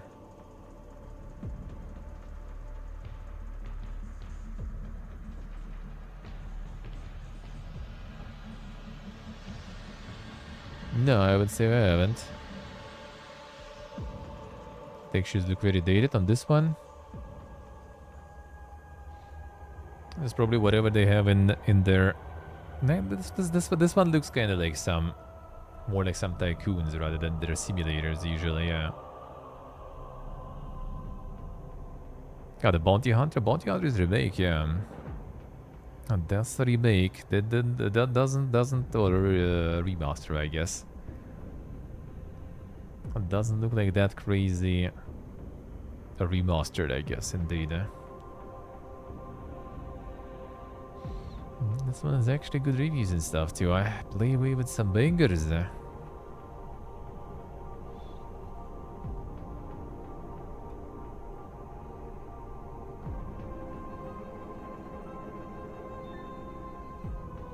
it's early access, that's why also, I guess.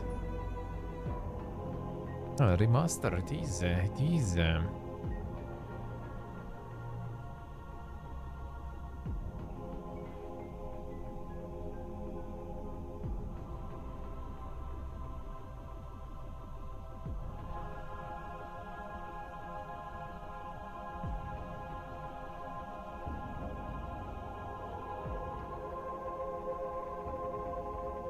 Stormgate early access. Is it now already out for free? Still not? Still not.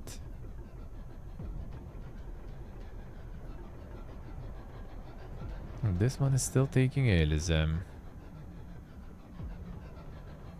boring game just makes me want to play StarCraft instead. Extra paid content in the early access game. Even for a very high tier backer.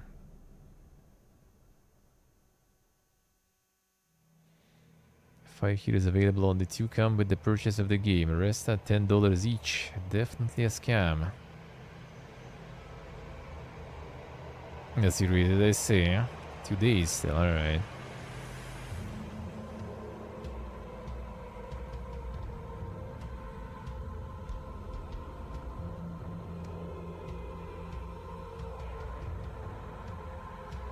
Acquired by Microsoft that makes StarCraft 3, Just you wait. They just need to make some money, man. They will make the dream game soon. And just let them farm a bit. And they will make it boga.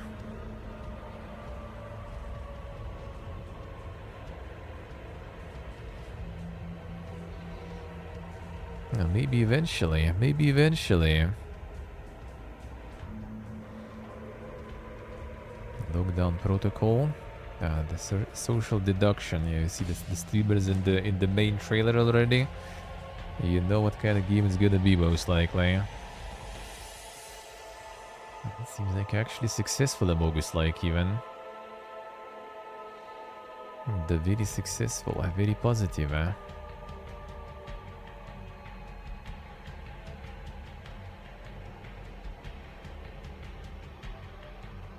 Series as I see. Got enough money through Kickstarter? Nah, never enough, man. Never enough. Gonna rebuild all the structure with like CEOs and managers and everything, you know. The usual, the usual. Ogre and the Secret Forest.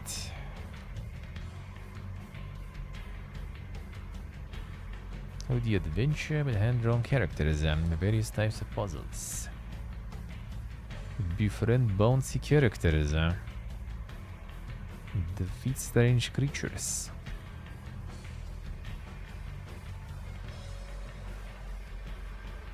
Star revealed. Damn son. Exhilarating space journey. Explore at the surface of mysterious planet with a motorcycle. And they even have vehicles there already. Revealing ambitions and battle formidable foes.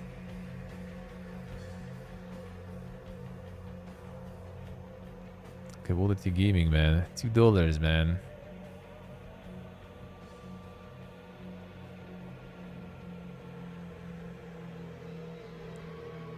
Shoe raises true. Probably should just go PvP first on that and then see what happens.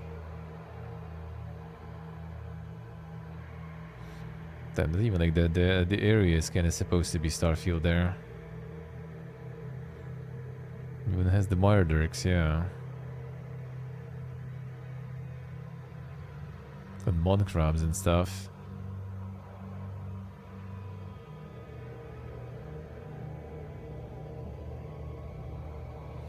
A better exploration already. Alright, way big though. It's $2, man.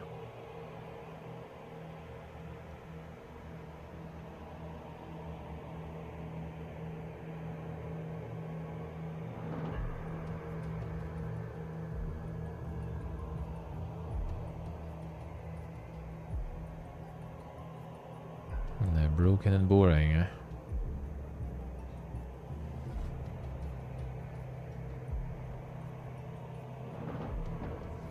Can farm some clowns at least.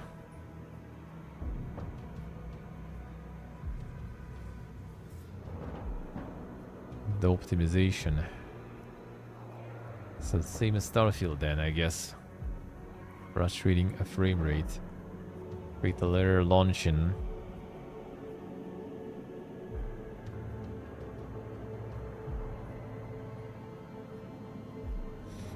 Buys a $2 game, a broken and boring. True.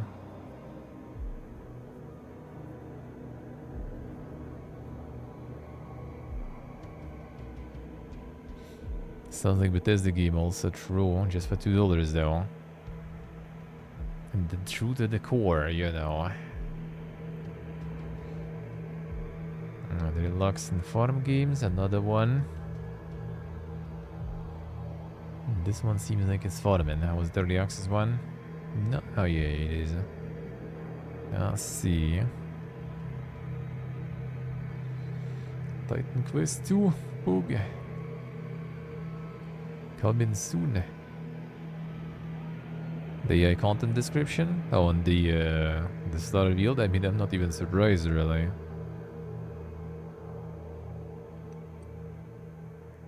A voiceover generated using artificial intelligence. I see. Damn, with $2 for a game, they couldn't find some voice actors. Come on, man. Come on, dude. A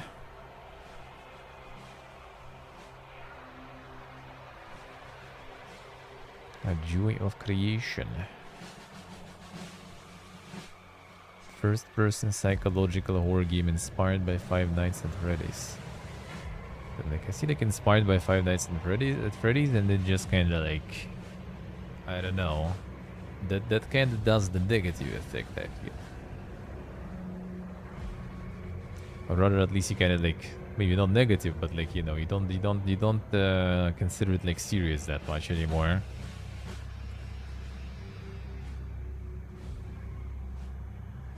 Doesn't seem too bad, this one.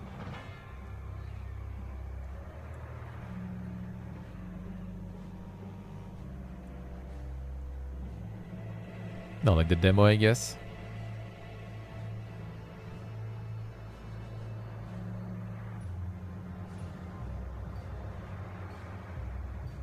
I guess like the concept is kind of like used in many games though, so I guess that's kind of fine. Can be inspired, but not exactly the copy or something. Because those I kind of can't really take seriously, not gonna lie.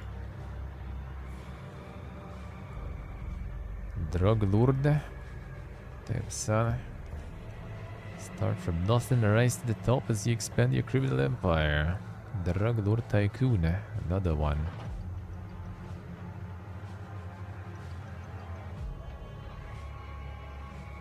Oh yeah, welcome to the game and stuff. Yeah, that I mean that one is kinda in a way like Five Nights at Freddy's though, so to some extent. This is a bit better way.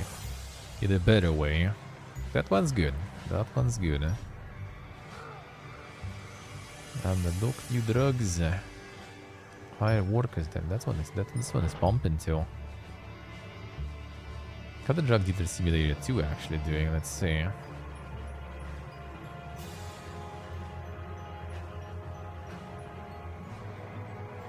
Guess not very good, eh?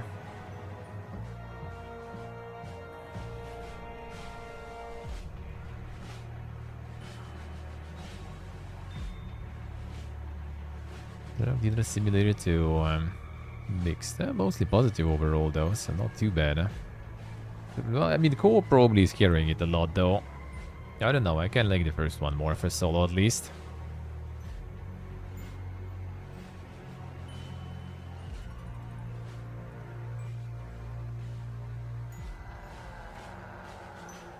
Yep, 92 hours. 139 hours, not recommended, eh?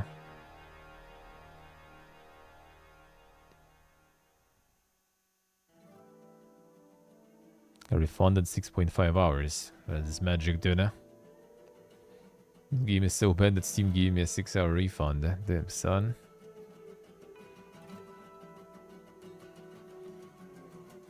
Keep your blur now.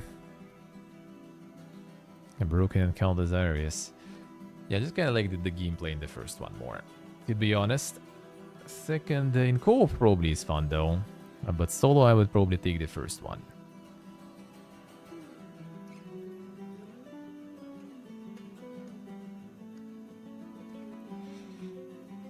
I lost the game next gen. Which one?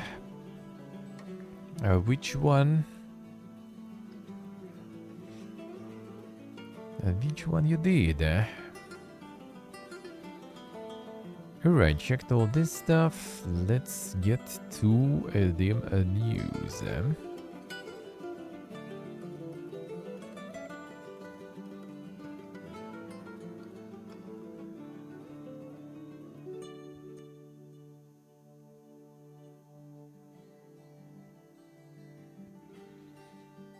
The game, a mind game.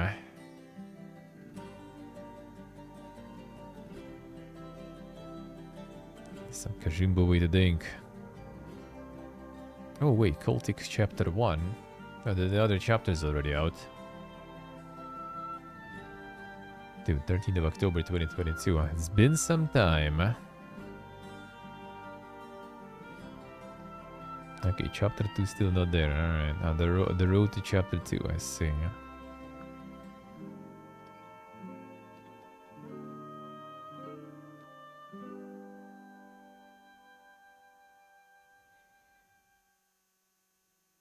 It's been some time.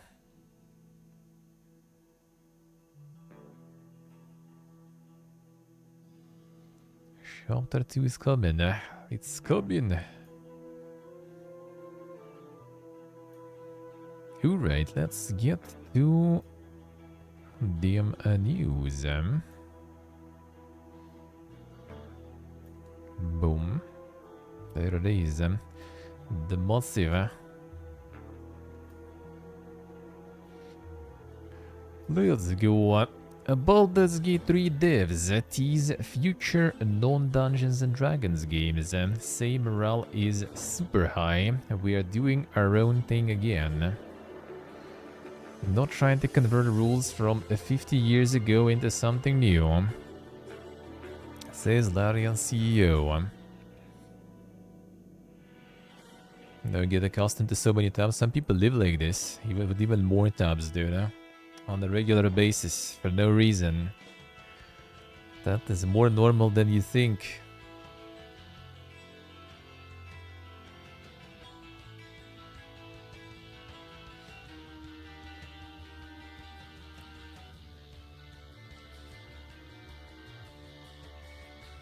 I had to work on 2 new games. Oh yeah, the new Polish studio based in Warsaw.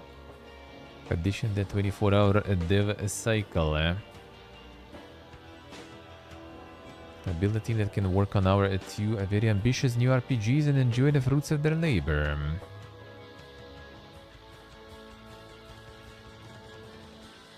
A machine is meant to make large games. We actually know what we want from our gameplay systems, how to evolve them, how to do new things, and they are all big, yeah.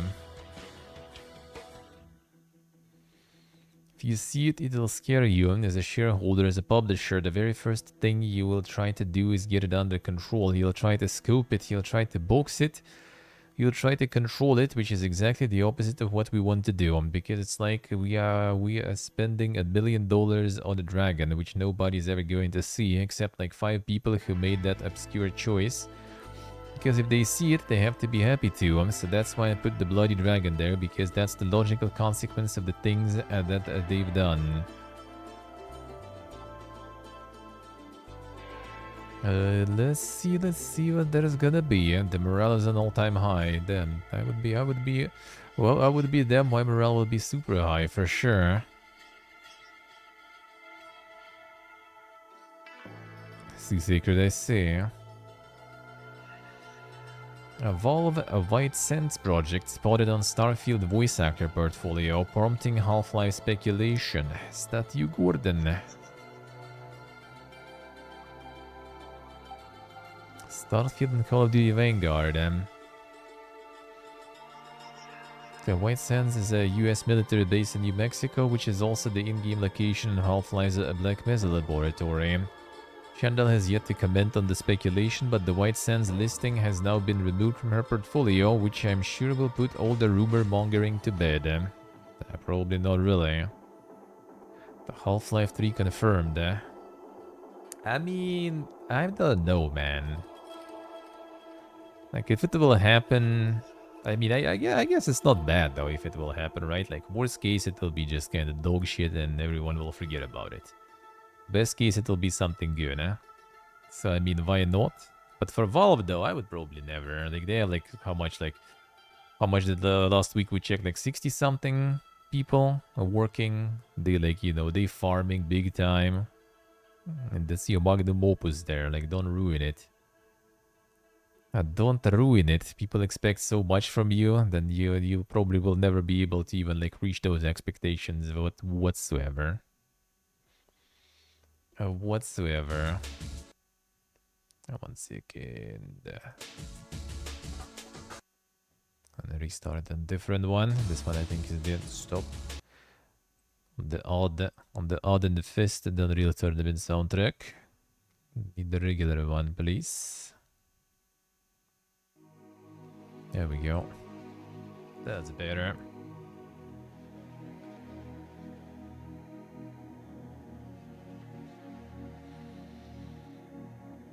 Even happened, yeah, the hero shooter that was like all over the place, and then everyone just kind of like forgot about it completely.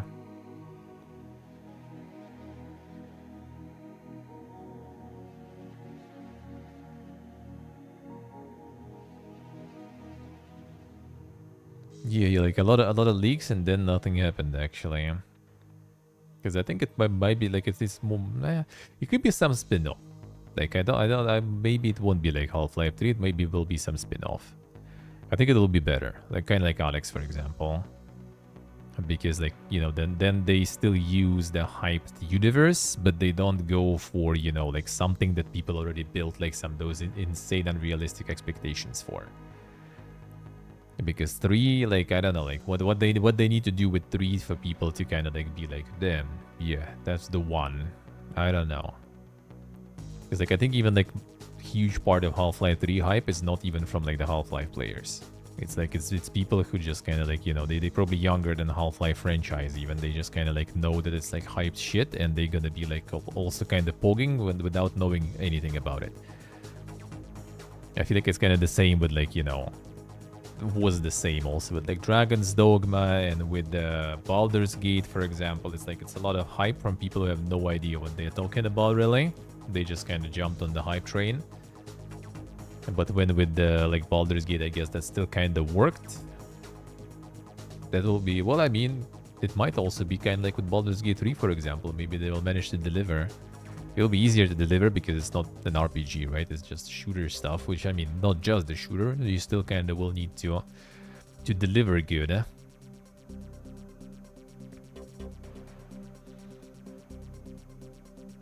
The competition outdone it multiple times over. I see.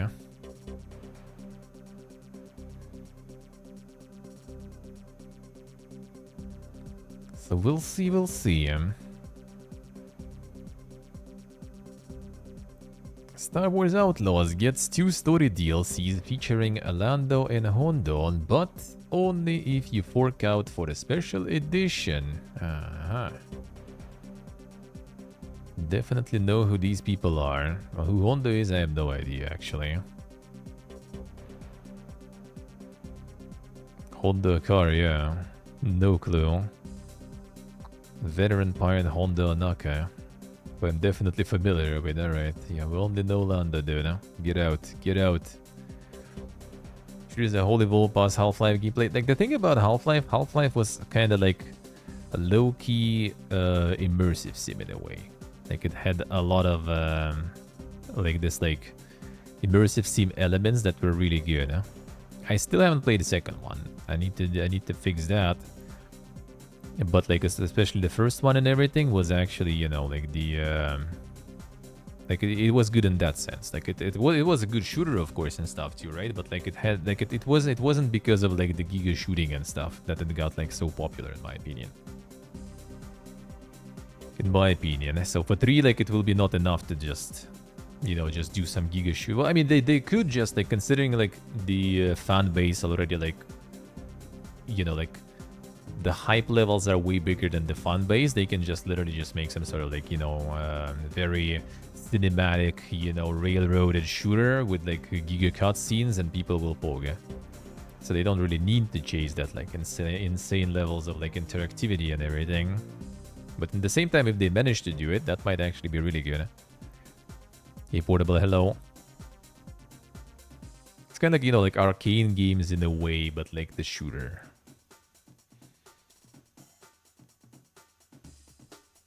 Not to mention that, for example, like one of the Dishonored Bob designers was explaining how they got their test level to get hired in Arcane. They made it in, actually, I think, like, was it Half-Life 1 or was Half-Life 2? I don't remember.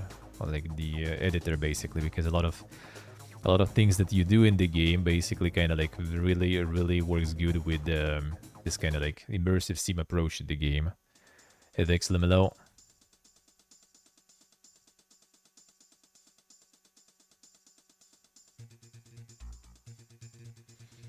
The hype comes from the fact you want the closure. People just want us to see the story, I see. I'm not gonna do anything with Half-Life unless it's Gigapo. They don't have to. True.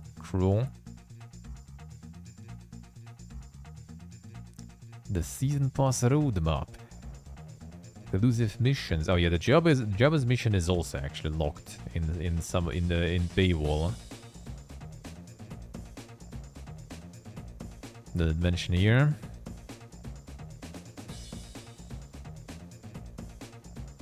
No, not here, I think, but I think with Jabba there was also something. Yeah, the exclusive stuff for the season pass only. Purchase a version of the game that comes bundled with the season pass. Right now it doesn't look like you can purchase season pass separately, which is just lame. What this means then is that if you want both of these DLC packs, you'll need to buy the gold edition for £95 or the ultimate edition for £115. For reference, the base game costs £60. So like 35 for just the season pass. Subscribe to Ubisoft Plus for £15 a month and it will grant you access to... Okay, so at least that's an option there.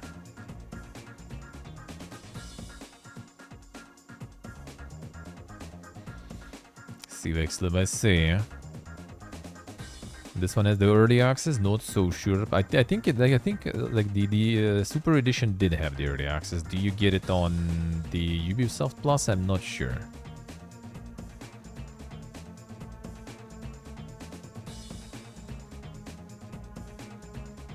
Would it be young again though? Yeah, maybe I would skip on that too, to be honest. But I wouldn't mind to go like back like 2019, you know, and just pick like an alternative route to whatever route we ended up in. That would be kind of nice though. Can get early access with subscription. I see, alright. Kinda true, Hargosh, kinda true actually, yeah.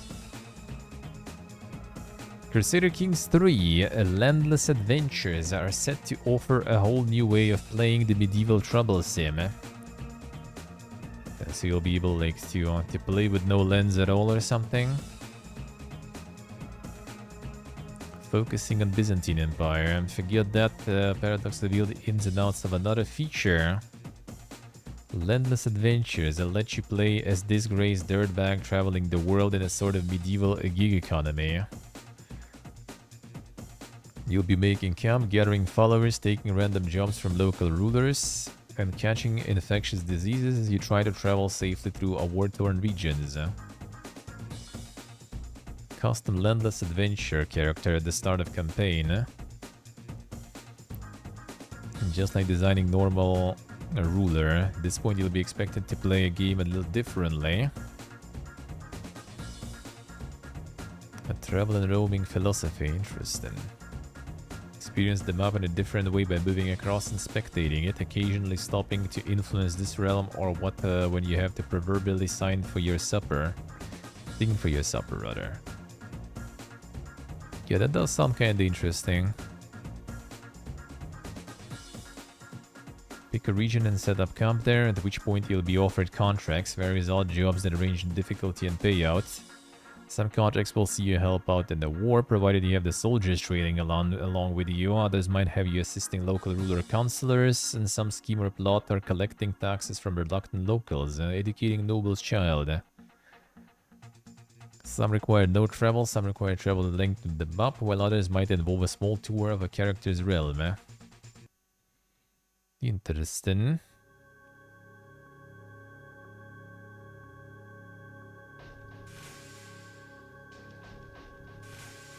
This rip-off of the Dev Diary? Well, I mean, it is what it is. Need to get the screenshot somewhere, you know. Yeah, Image Credit Paradox Interactive. It's not like they have a lot of other sources where to get the info and the updates. Not to mention it's probably some sort of the, what's the name, the press kit or something, where they put the same screenshots as like on Steam and stuff. Most of the time.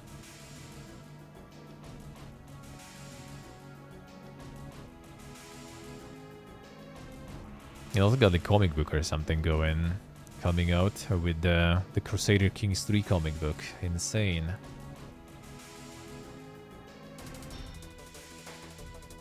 Omniscile be praised. Warhammer 40k Space Marine 2 system requirements are here.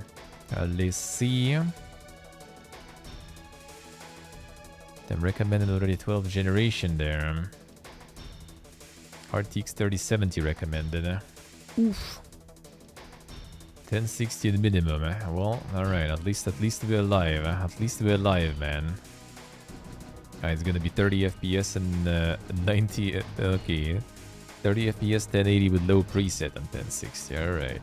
Nice. They're kind of going like completely. So this is gonna be like the minimal settings, you know, like 10 FPS in 720p. But you can run it on 1060, dude.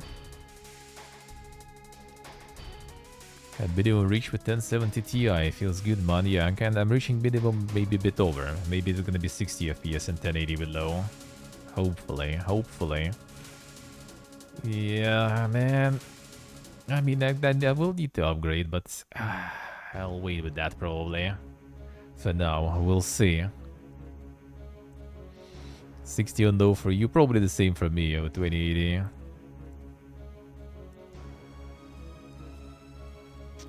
True, stay true. Yeah, we'll see. I do have kind of the feeling that it might be actually not too bad if I'm not even getting it on release, then I'm gonna wait until I will be able to get it, and then it's gonna be already like, you know, polished, fixed, optimized a little, maybe. That is not guaranteed, but they have multiplayer and stuff going, so on the one hand that kind of like gives better guarantees that it's gonna be updated for some time. On the other hand, it's also like if you're not gonna be playing it on release, you might actually just like get in when the multiplayer is fucking dead. So you don't get you won't get to experience it. Ionix.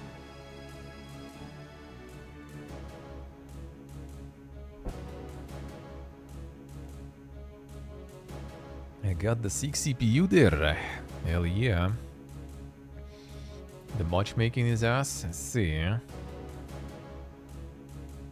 Well, we'll see, we'll see. Hopefully it won't be an optimized mess. Let's put it that way. 1080p still mainly use resolution. Yeah, I mean it's gonna be probably also kind of for some time.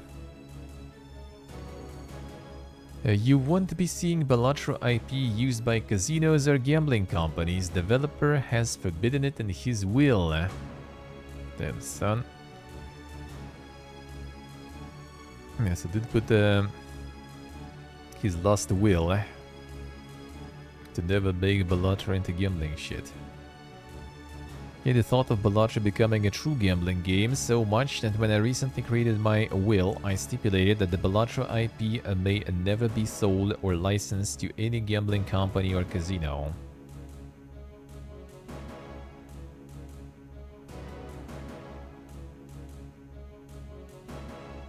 In response to a jokey conspiracy theory posted by another user that Balatro was secretly a psyop to get kids into casinos. Some people legit think that, dude. Some people legit fucking still think that. Like, you think that's a joke?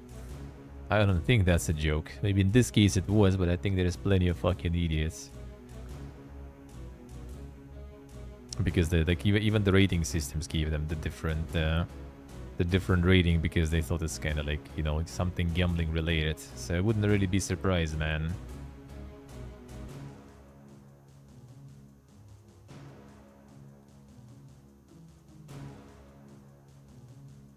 NVIDIA have added the Final Fantasy XVI driver profile, fueling PC release hopes. There it is, man. There it is. Another hopium.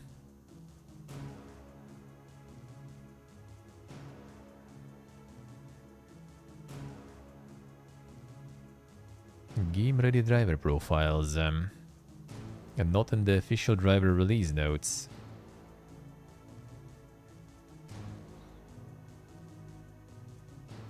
Bought game from TikTok ad on some dang service there.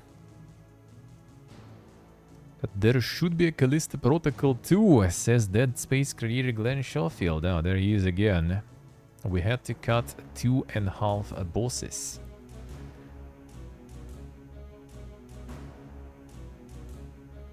Do we need that? Do we need that?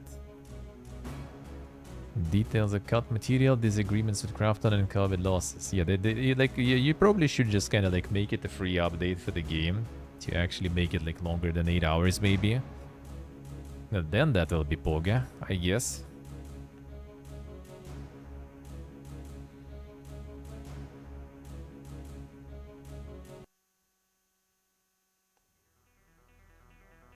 So let's see.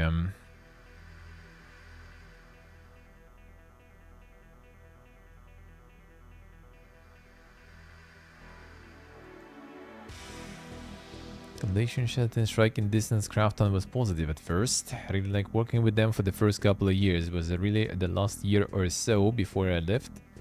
We went public and it put an awful strain on the company and the board of directors and everybody else, and then they put the strain on us. On the Shadow Punch some stuff. He was deceived about how much time striking distance had to finish the game, which led to impractical project scoping. I wanted about 3.5 more months, and I was led to believe for about 3 months, 4 months, that that's the way it was going to be. Actually, in October or September of 21st, I was told that, you know, you're going to get the time, just no regrets. That was the term that kept being used, no regrets. Just put whatever you want into the game. Spend the Christmas holiday working on the game, just designing, coming up with other ideas. Some of the guys in January comes around and some of the Crafton folks come over and they said, no, it's December of 2022. And I was like, it's not going to get done and it's going to cost you more money. It's not like it costs you less money because you're getting it out 3 months sooner. No, because if I just kept it on the way it was going, I wouldn't have to add anybody. But if you want it done, I got to accelerate everything by 3.5 months, which means I need to jam people on here. If I need 20 people, I actually need to get 30 or 40 because that learning curve will not adjust. And Hinsai Shopper says he should have put my foot down on not shipping it, to the point of challenging Krafton to take away control of the company. And if you want the game to ship, come take over the studio and ship it. Sometimes you don't know who you are, and 4 or 5 years ago I was like, who am I? Telling these guys I'm not going to ship it. I should have, absolutely.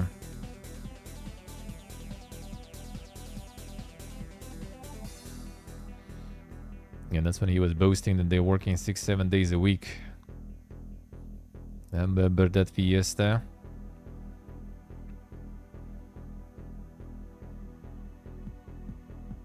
The week of its release, Shuffle says striking distance and Krafton essentially stopped talking to each other. As we're making DLC, I kid you not, they started ignoring me.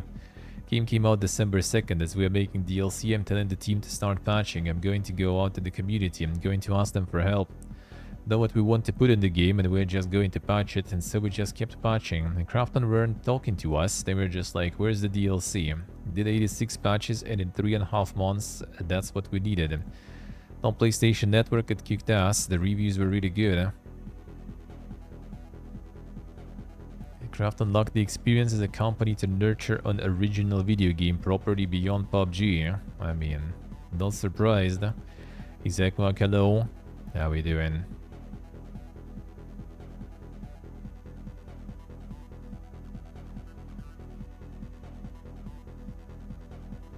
Feels it's absurd that Krafton haven't greenlit a sequel, given the amount that had to be chopped from the Callisto Protocol during development. The fact they're not making is ridiculous, because Callisto, we had to cut 2.5 bosses out of it. I mean, I had to cut like 3 or 4 enemies out of it. Some of these cuts were brought about not by Krafton's release schedule, but staff sickness during the ongoing COVID pandemic. America lost 1.2 billion people, right? This wasn't like, oh, they're getting sick. One of my best friends, my college roommate, died. We all lost people. Top of that, when someone got sick, and inevitably you have a studio of 200 to 250 people, 10 to 20 people a month are getting sick. They were getting sick for weeks, right? We were devastated. It was something our whole department of VFX would be out, our animation department. Differences between how the US and South Korean governments handled the pandemic exacerbated communication difficulties. That call in Korea, they are not having that problem, right? You know, we don't follow rules as well, maybe in the USA. I don't know what it is, but we have a bigger country, you know, doesn't matter. Still a lot of people went through hell, and then on top of that in 21 we had the Great Resignation. I had 49 people quit on top of that, because everybody's paying through the roof, and so people are leaving for 10,000 more, and they don't have to leave their house. All they got to do is turn in their equipment, and in most cases we tell them you can keep the equipment. 2021 was the worst year in development of my life, because you had COVID going on, you had the Great Resignation going on. I did not even think you would get the game done. They're cutting stuff to get it out, adding some stuff back, and in the end, freed up some time, and not time, freed up some people. But you're right, there should be a sequel. And that all the people leaving for 10,000 more just to get fired in a couple of years, basically. The life is cruel, man. Even though they probably would be cut from this studio anyway too, so they all would get cut anyway, everywhere. Shopify's abandoned plans for the sequel include a story concept featuring side character Darina Kabura as lead. Another scenario would have brought back the original game Jacob, who was voice acted by Josh Duhamel. Wanted to bring back Josh, but I actually wanted to act like he was dead. Then start off with a different character, and then halfway through this character dies, and then they're like, well, we know one guy, and then you surprisingly bring him back. I was a huge fan of Callisto Protocol myself. See, that one didn't go that well.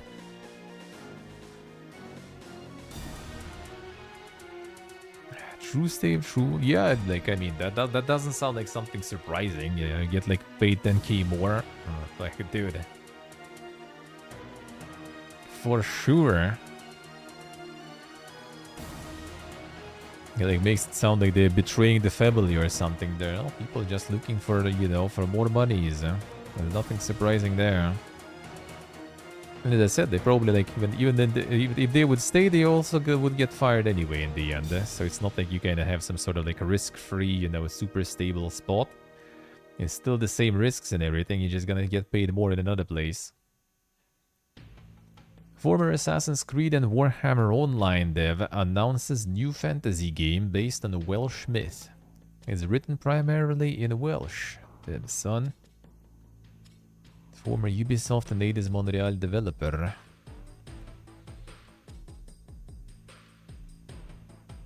Tales from Mabinogion. Third-person narrative game. Based on ancient Welsh folklore. And the Steam page already for that one.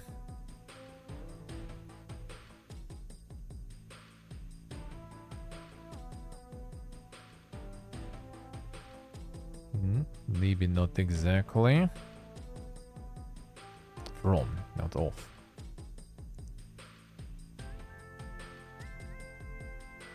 Mabinogion. Could that be?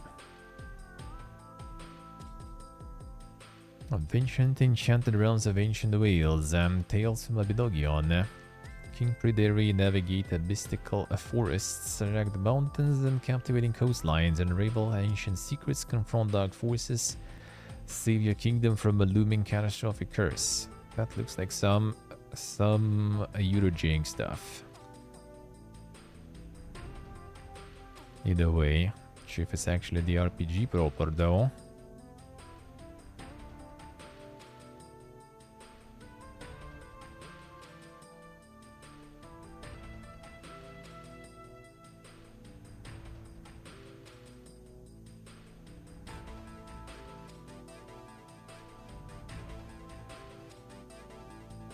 Some dang shaders and stuff.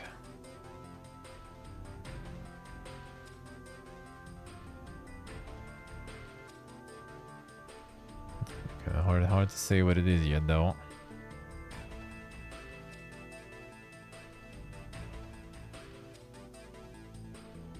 Quite some edibles, huh? Sure told a lot, yeah. And everything in Welsh.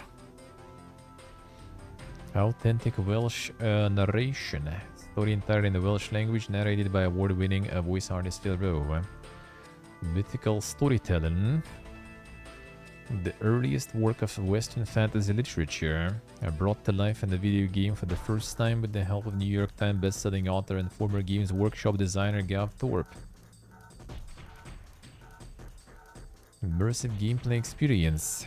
Beautifully crafted environments. Experience solo dev, son. Assassin's Creed, Warhammer Online, and For Honor. Studded visuals. A unique shader-driven oil painting visual style. The epic musical score. From Welsh folk musician Oliver Wilson-Dixon. Insane. I mean, we'll see, But we can see more about it, really. UK Video Game Voice Actors Union proposes new minimum rates and protections against AI and abusive NDAs. Pay for UK performance stagnated despite games being a multi-billion-dollar industry. A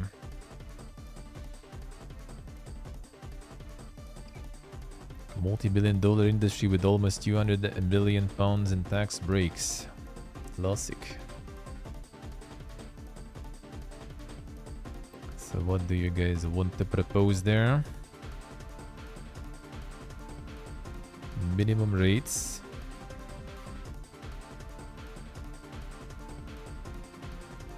they didn't post the minimum rates actually. As you go here, I guess.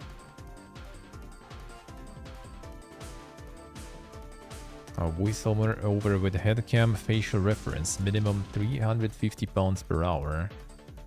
Ensemble record 800 half day, 1000 full day. Atmospheric Walla, minimum 200 per hour. Usage buyout, anytime up to 4 hours, 200% basic session fee. Beyond 4 hours, additional buyout, minimum 25%.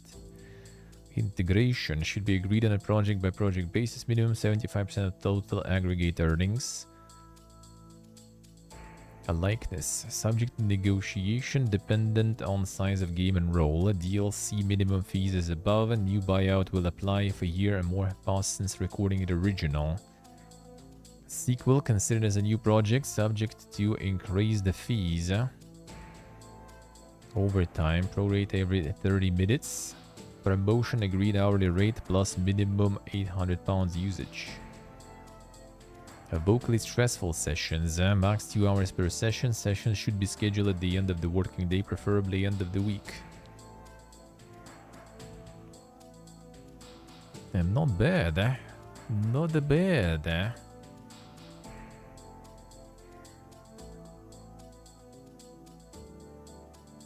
Rates are intended for use on AAA games, games that are created and released typically by mid-size or major publishers. Usually anything that cannot be classified as indie.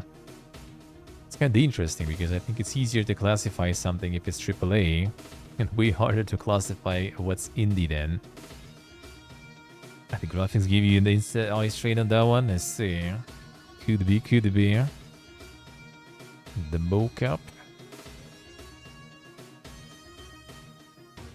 Performance capture minimum 850 per day. The motion capture 650. Oh yeah, this one. The voiceover minimum 300 per hour.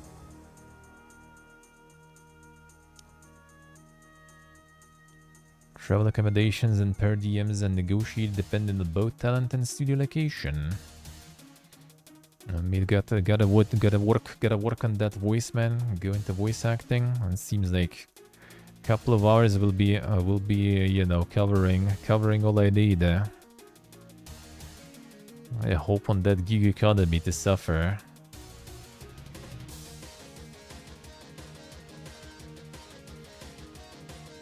That's where AI gonna go in. Atmospheric and Walla voice acting. Equity observed in the new guidelines are one of the segments of our industry most threatened by AI. Presumably because of uncanniness of AI-generated speech is harder to detect when it's buried in a crowd. Let's see.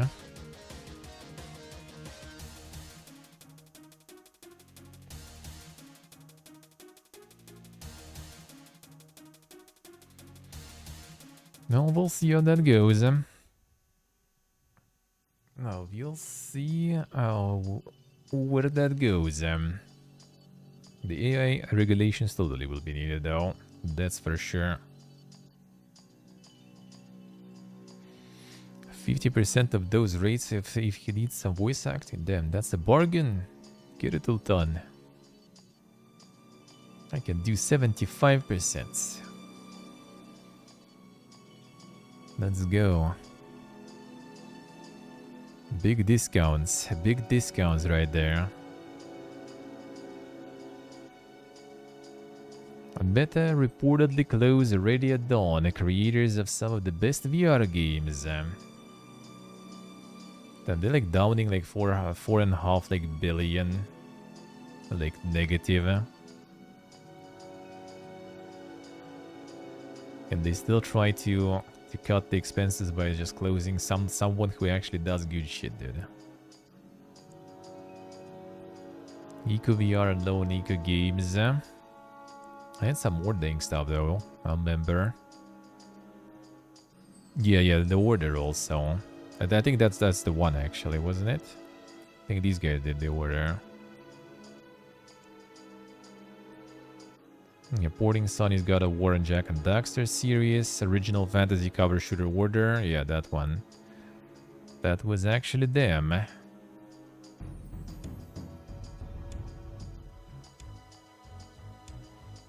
So they did some good stuff, and they just like kicking them to cut the expenses when they're already downing like billions. I don't know, man. I don't know. Fallout London's developers working on a huge patch to come after its hot fixes. We'll see when the huge one will be. Hot fix first to stop and help with the crashes, and then a big patch after.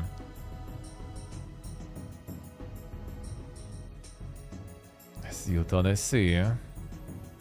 The day off didn't work in the end. Continuing to offer a one-on-one troubleshooting for players via Discord. Damn, son. Let's go. Where's Atlas? He could get himself the one-on-one troubleshooting session on Discord to fix his stuff. So first, the hotfix already out, right? So I'll need to get that. I'll need to get that. Even though, like, I don't really have issues with crashes. Like, that was alrighty. But then there's gonna be the huge patch. See what I say. And never day offs, baby rage.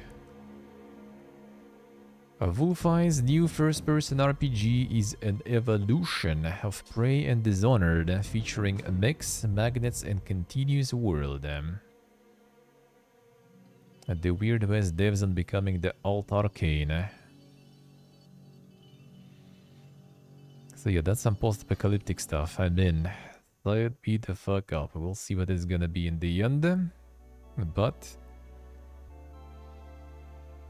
I'm interested. I'm interested.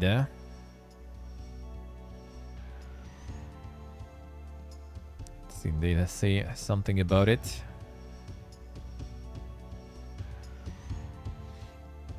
Picked the most shit-ass color palette. Oh, the classic, the post-apocalyptic classic, man. A real RPG experience redundant of Skyrim and modern-day Fallout. Structure very freeform, you can explore whatever you want. Mobility and the type of gameplay is very reminiscent of games that we've worked out in the past, Prey and Dishonored. Have this blend between RPG, like an open experience where you can go wherever you want and level up, and there is branching, etc. But at the same time, the physicality of and the types of gadgets and powers that you've seen in games from Arcane before. Yes, like in Dishonored or Prey, but in RPG. Recognize the scenery, but then the types of technology are futuristic, even though in a style of fabrication that would have made sense in 1900s. 2017 Prey, because I mean they were developing 2017 Prey. Not really steampunk, but some people will say it's steampunk, and part of the story is that at some point you will realize why this alternate timeline was created. Spoilers 3. This thing that is a magnetic rope, so it sticks to any metal in a very systemic way. If there is any metal on the scene, like a bin or anything, it sticks to it and spawns a rope you can use to climb, for example. Also get abilities that appear more supernatural in nature, such as the one that lets you set a point that allows you to escape from the middle of combat later. Alright.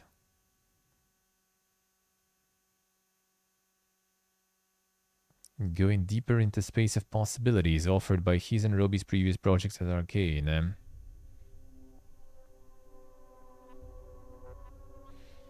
Stats will be familiar to genre aficionados. Everything's still work in progress. Alright. Just finished a vertical slice and the detail of the stats will change as we make progress in the game. Stats are guiding all the underlying systems. They can change name, they can encompass more mechanics than one, so all of this is still very flexible. Let's see.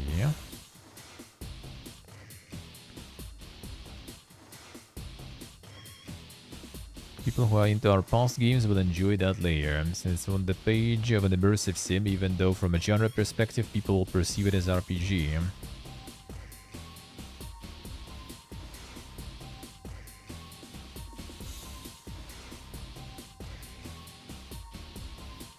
Current vertical slice beginning of the game. different things, understand who you are, story, inciting incident. The spoilers, the spoilers. Scope decides historically we've always created games that are more dense, higher density and less about size, and so that is something we always favor. More possibilities and more detail, more craft over endless repetitive dungeons. Not go in for that. It's going to be more of a crafted world that will land somewhere between Fallout, Prey and Dishonored, and if you wanted to try to pinpoint it, it's gonna be small. I don't mind. I don't mind. Got some good games to, you know, use as the inspirations. Roblox has been banned by the Turkish government due to child safety concerns. Damn, son. Been banned in my house for several years. Damn, show them. Ban was announced by Turkish Minister of Justice. According to our constitution, a state is obliged to take the necessary measures to ensure the protection of our children.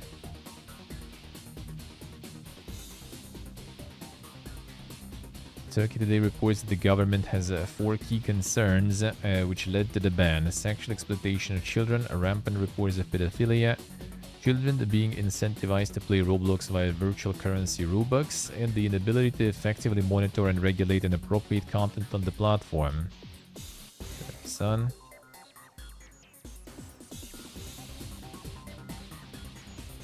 I look forward to working together to ensure Roblox is back online in Turkey as soon as possible.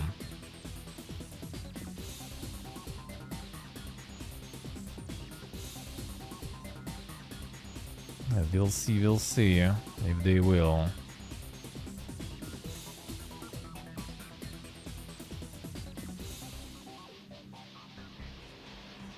Warhammer 40k Space Marine 2 PvP multiplayer certainly has that old-timey Gears of War energy. The Gears of War energy. We got the multiplayer trailer there. Your mission is to use the stored Promethium in the refinery to destroy the enemy swarm. Trigger detonation only when the main swarm has entered the blast zone. Emperor, preserve us all. PvP this. I am honored to have Lord Titus command our unit. He has Not served this long one. and with distinction. There is sure to be an ambush. I have been dying to carve up some Xenos.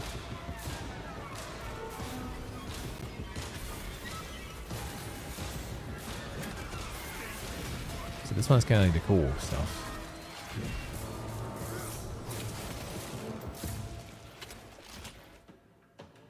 I can hear that Carnifex's slavering maw working. Today, we slay a hive giant. Stand behind me.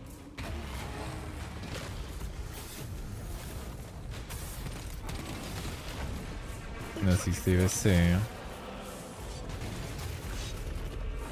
Get that Carnifex with everything we have.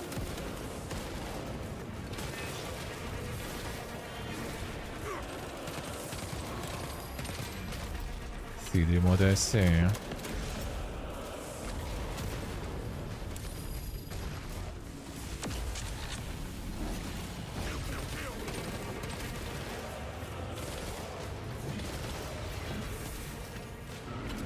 it looks quite nice indeed, eh?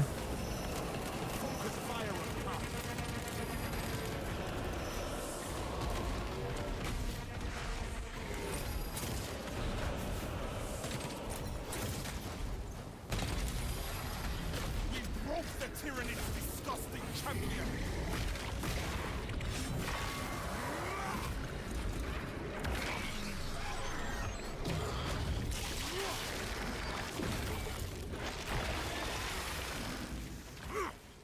Can't you do dirtier, bro? Demolish that Carnifex, brothers. Take heart. The flame will stand against them better than any wall. So that was the PvE part. Time to teach them fear. Is it part of the PvP action in the end, eh?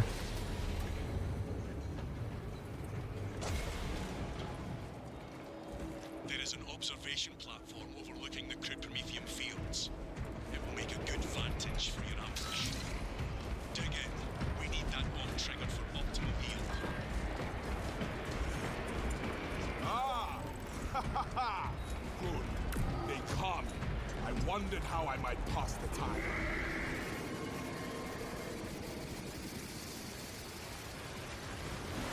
Vedremo adesso.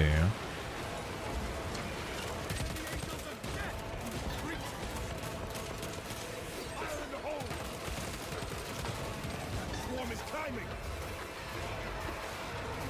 Boots of that bastard.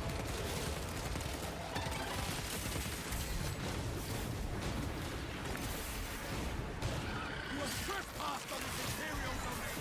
Too long. Perimeter breach. Ready for close combat.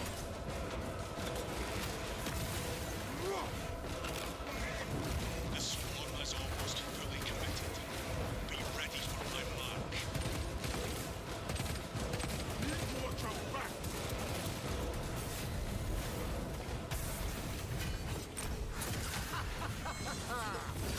Die, bastard! Slaughter's on it. We will miss our window if we do not hurry.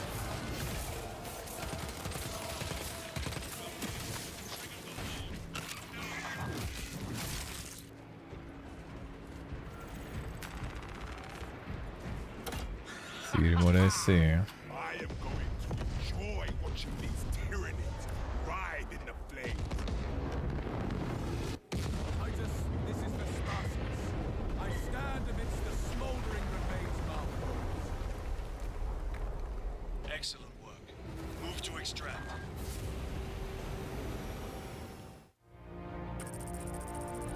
Oh, now the versus stuff. Alright. Well, PvE mode is actually kind of nice. That's good, huh?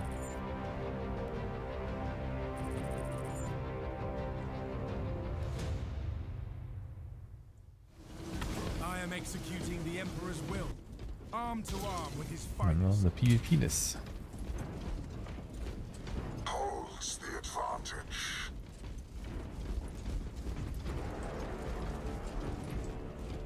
Engage on our terms only.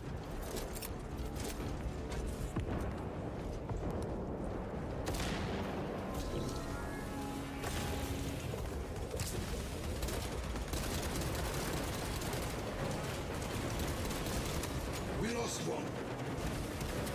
This is Imperial territory. The traitors attack our terrain. Don't like Ultramarines, you can go for Chaos Boys, huh? Seems like that one has the wide variety there.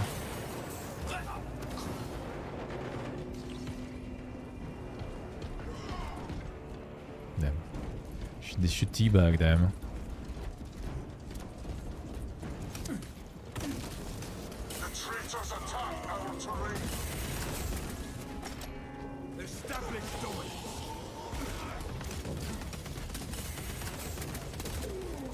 The servants of the corpse god claim the objective.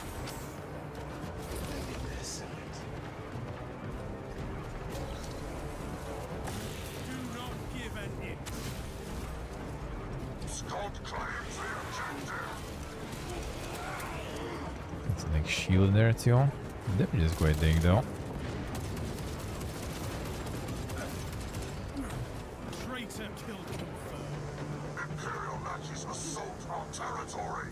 Invisible Sniper Monza. New objective won. Test radius.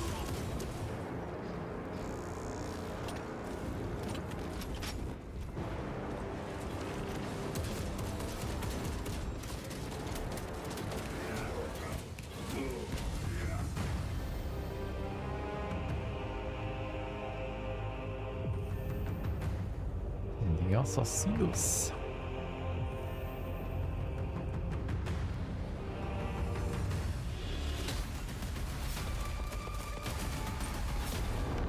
I mean, that looks good, and looks good. Hope it runs good, eh? That will be a big question mark there, you know, as usual nowadays. Hopefully.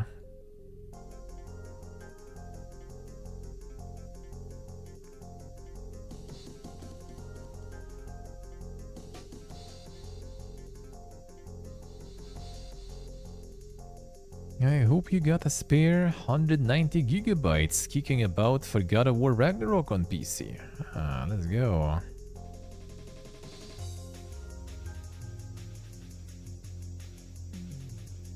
Sony system requirements. 190 gigabytes SSD. Let's go. Yeah, God of War dropping.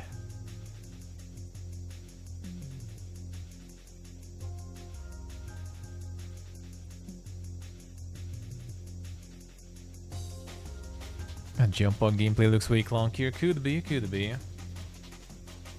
PvP was a bit weird. But I kind of have a feeling they also played on controllers and everything too. It did seem like a little slow, you know, on everything.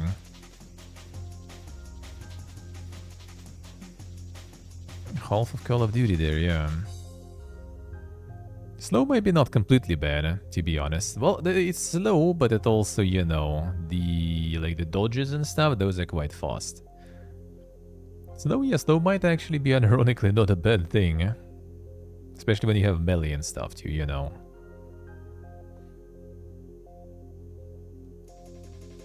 Yeah, we'll see, I guess, we'll see, yeah. Control 2, a Condor, and the Max Payne remakes are shaping up just fine, says Remedy.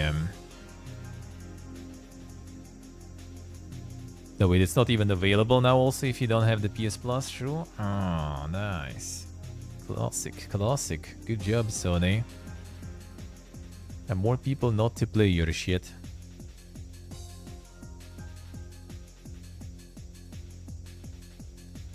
Control 2 is the next one? Oh, I'm not sure actually.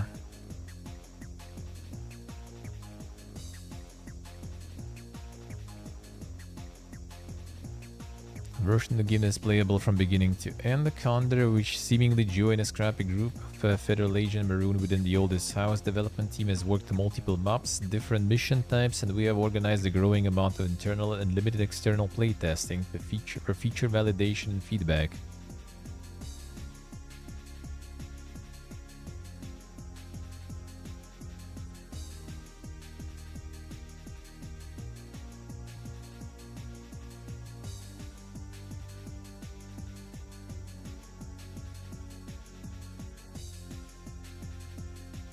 Multiplayer control is next. So the Condor then. Progress to the production readiness stage. It seems like considering the Condor they're already testing and stuff. And this is production readiness. Yeah, I guess Control 2 happens later then down the line. What else is there? Oh, the insane RPGs. The Ultan-like. Sorta, not exactly. In terms of the map, I guess, and everything. Someone doing some Giga RPG in there.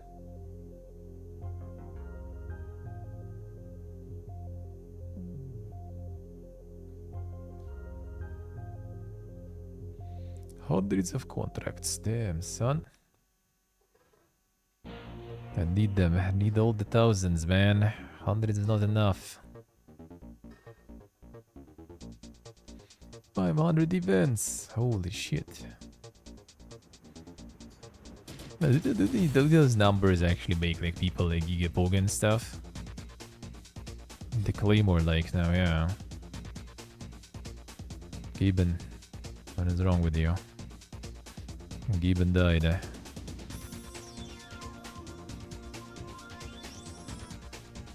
No, it died. Yeah, there we go. This one now. The Jupiter Hell Classic is the demake of a remake of a roguelike unmake of a famous 1993 FPS shooter, Repentir. There it is, man. The demake of a remake of an unmake. Let's go. Like, even broke completely on browser, seems like.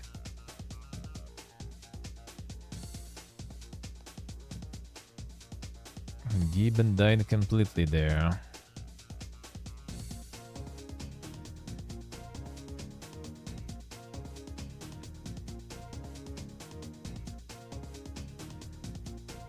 Yeah, the turn-based stuff.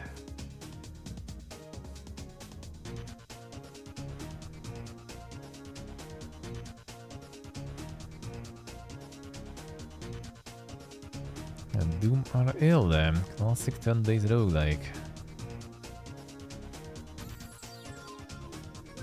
You'll see what this is gonna be about.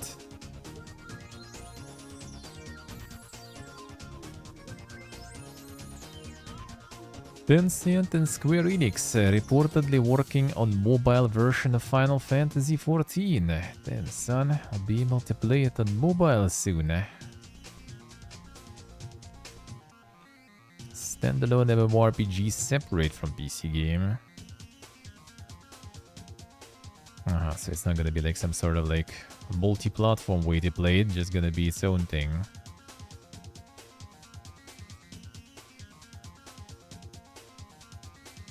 I guess. Dune Awakening publisher, the first of its planned monthly publishes the first of its planned monthly newsletters. There it is.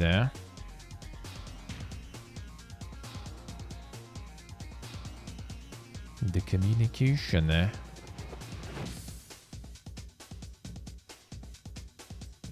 Dedicated sections, starting off with the promised spicy game details in the opening portion, followed by a roundup of happenings related to the game in the last month.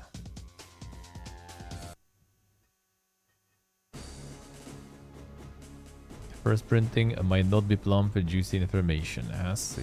Oh, please, that's the start indeed. Rumor, Riot Games is working on a Valorant-themed MMO FPS. Oh, is it time? Is it time for another one that's gonna be cancelled in the process?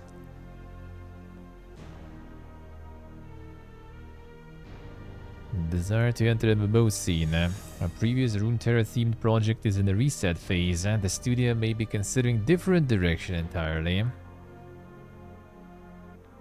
Riot's been working on another game code named Project T for at least the past couple of years, and unlike the Runeterra MMORPG, Project T is rumored to be an MMO FPS, possibly based on the studio's successful Valorant franchise. It's been close-lipped on Project T so far, with a few job listings mentioning a AAA PvP online shooter with the player-focused designs. Other hinted at features include economy, combat progression, player housing, stylized art, and competitive seasons. There it is, man. Sure, we don't have plenty of that around. Fallout 76 prepares caravans and outpost management for its next update. That's gonna be the September 3rd, I think it's gonna be. I probably will check it out how it is, but yeah, we'll see. A level 20 questline that involves adopting and nurturing an outpost in the area. Part of this effort involves sending out caravans, which essentially become escort quests across a dangerous wasteland. That's a risky one, though, considering how the escort quests so far work in the game. That might be a fiesta, dude. Studio hopes that players will help each other out with that guard duty, lending a more active feel to the world map. The beauty of it is you can hope in on somebody else's that is already running, and you can still get rewards if it's successful, or you can go make your own and try to get folks to join you. And it's really cool. I like the dynamic and what it does for our players as they are going through the daily schedule. It could be, except for when NPCs get stuck and everything. That will be not very good. Fully stock outpost rewards players with access to new items such as the V63 laser carbine. Update also includes the best builds voting system that will allow players to rate each other camps and the legendary crafting system. Yeah, that's gonna be, instead of rolling for the random legendaries, you'll be able to actually craft what you need, but that will require a lot of resources. This could be kinda nice, but we'll see. Considering the game is running for a while, if like a lot of people are just gonna, you know, instantly get like complete best in slot stuff, they just probably gonna lose interest quite fast though. Because it's kinda like, you know, gonna kill interest for those who grind that stuff. It's gonna kill the incentive for people to, you know, to go like trading. There's like a huge market scene in Fallout 76 with people trading some rare, like, you know, like super godlike, you know, roles and everything. That's gonna kind of kill it when everyone can just make their own, really, you know. So we'll see, I guess, how that will go. Dune Awakening promises gameplay flowing like spice at its Gamescom 2024 appearance. Alright. Will be a feature at the convention this year. So you will be able to check it out. The Shai Hulud big presentation that promises gameplay flowing like spice, according to Funcom's marketing suit, will bring some world premiere gameplay footage as part of opening night live. Alright, so we're gonna watch that. Gameplay presentations from the on-floor booth setup for the MMO, and the opportunity for attendees to take pictures with the Sandworm and get some Fremen-themed swag. Damn, son. Probably will need to stay like in line for 2 days, just to get to the booth though, to get the goodies, man. Dude, man, I hope I will be able to get like the visa next year to go to conventions. I will probably go for Gamescom too though. Already got also like a bunch of emails like, oh, you attending? We have like some things for you to see in the press area and stuff. I'm like, no, I can't.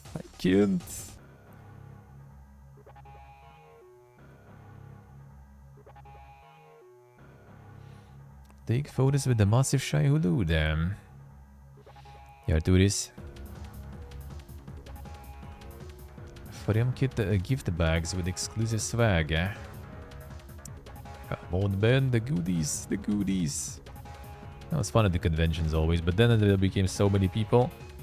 Usually that grabbing some goodies became pretty much an unreal quest already. Bet it's gonna be the same here, especially with something they do. Corepunk engages Alpha 4 today with new biomes, trading and mounts. Do you get on board, Remota? Another alpha for that one. Well, you know, like Hopium and waiting for the MMO is the endless process, so that's gonna be a while. Primarily test of the game still in active development. Gather as much information as possible to improve, fix and adjust everything for early access. Does not represent final product quality. 7 servers on deck. Netherlands, 2 in the US, 1 in Brazil, 1 in India, 1 in Korea, and 1 in Singapore. That's quite a setup already for the beta. Serious approach, man.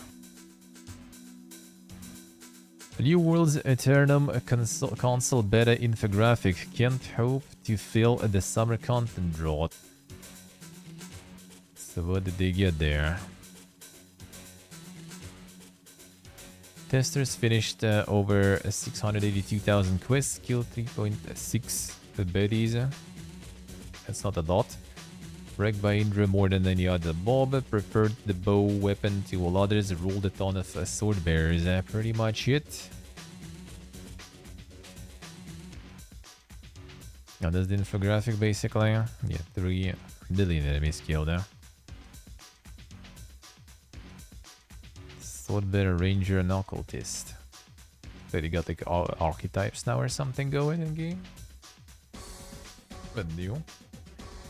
Popular weapon, bow, sword, void gauntlet.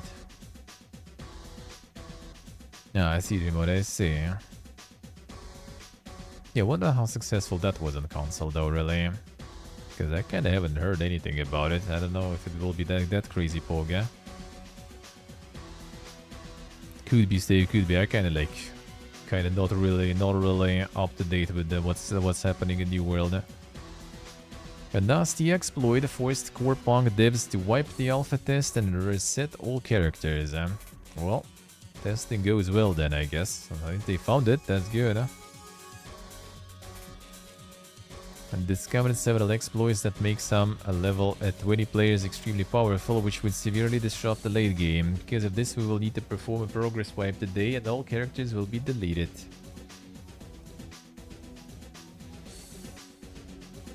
I think it's the weapon combo though, probably. Like the sword bearer and stuff. That sounds kind of occultist. That's actually maybe. Not sure.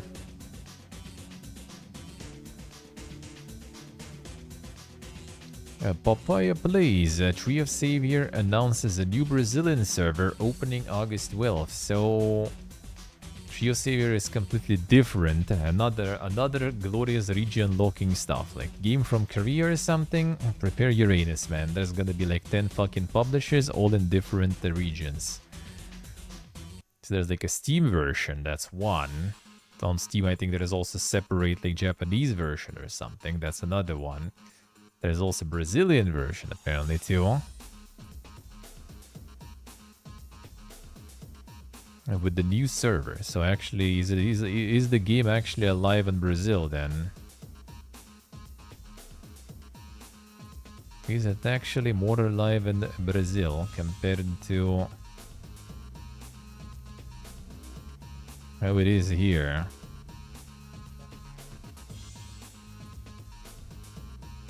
The English-Japanese version there. Yeah, because this is fucking... Holy shit, this is completely dead now at this point already.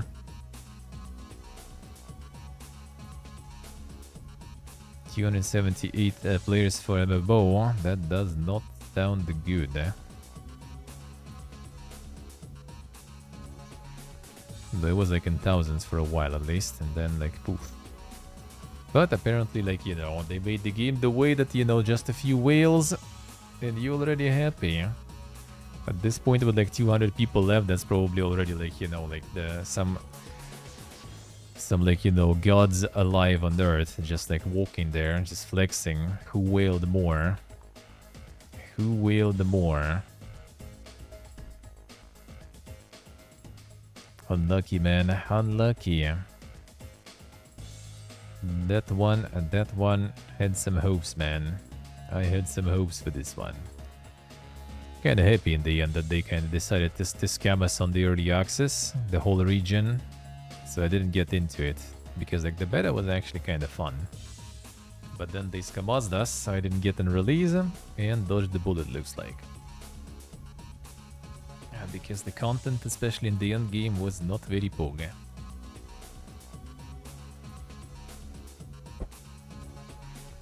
And game just fucking died in the end.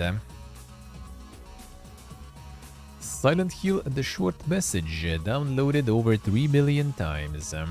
PS5 title from Kodabi was announced and released for free in January. And even for free, it's 3 million times. It doesn't sound like crazy poor, to be honest, for free especially.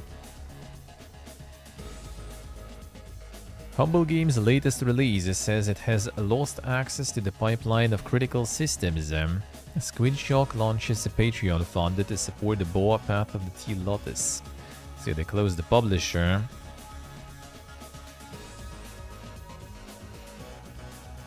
Hectic 2 weeks since it had launched its first game, BOA Path of the T Lotus, and announced it had turned to Patreon to help finance the game after exploring every possible option to deliver the future content we had planned. Our launch was not without its challenges. Publisher shutting down has meant we have missed out on critical post-launch support, which may put our studio's future at risk. I want to make it crystal clear that this was in no way the fault of the Humble Games team we worked with, and it's just a sad time in the industry, and ultimately we understand.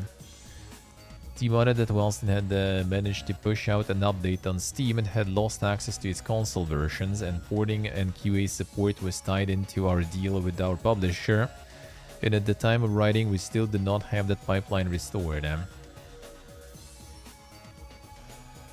it's kind of like, well, we just kind of closed. Well, actually, yeah, they said this, they go in restructuring, and not they actually close, but yeah.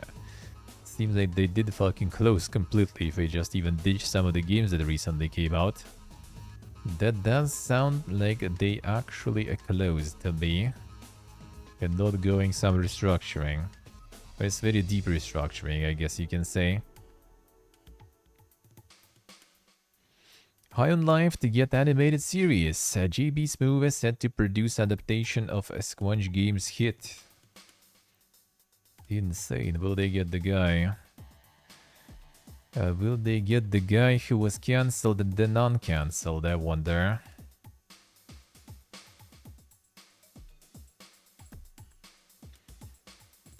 Set to produce via alternate site productions. Unclear at this stage whether they will have an acting role in the series as well, but deadline indicated it's likely.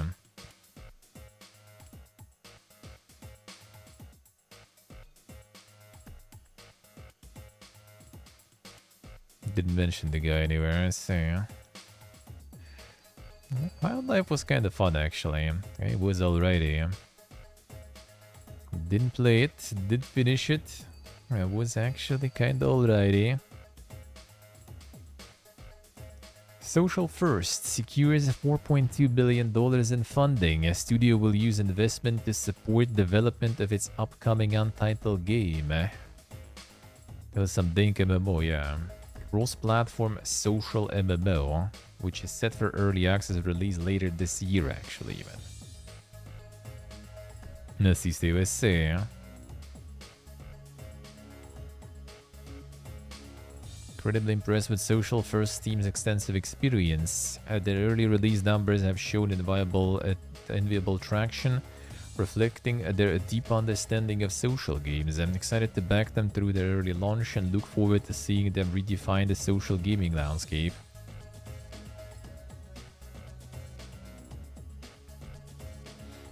The game I needed to end 5 hours earlier, with the humor and stuff. I mean, it could be. Like, it depends on your, like, you know, your perception of the humor. It's kind of alright, yeah. Some stuff was a little, you know, a little cringe. Yeah, no, I guess. But, I mean, it wasn't anything completely off-putting. Manageable, manageable. Square Enix's Q1 profits rise 68% to $72 million despite sales decline. Digital entertainment net sales fell 29%, with sales of new titles dropping 18%. True next gen, true. Feels high IQ, man. So basically, the MMO probably carrying again. Yeah, most sub-segment net sales and profits rose compared to the same period during previous fiscal year. So they did farm that Final Fantasy. That was like last week. I think there were some more numbers on that.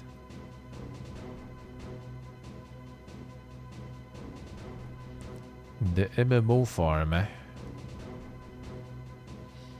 Solid Q1 for Sony, but PlayStation 5 hardware unit sales down 27% year-on-year. Revenue from software sales on the rise, with 53.6 million PS5 games sold during the quarter.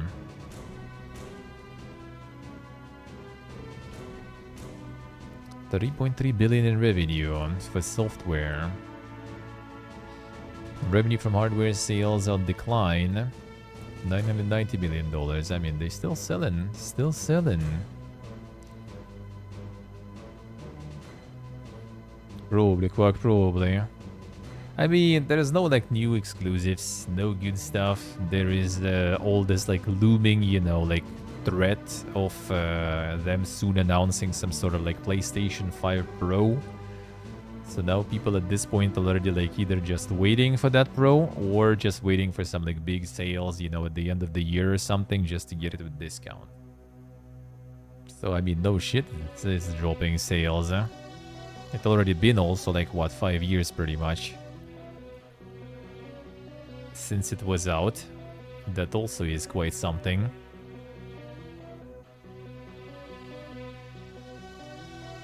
Sega's $102.5 million full game sales and help offset overall decline. Addition of Rovio boosts Sonic firm's results, publishing aiming to grow new gambling business. Damn, son. More pachinko.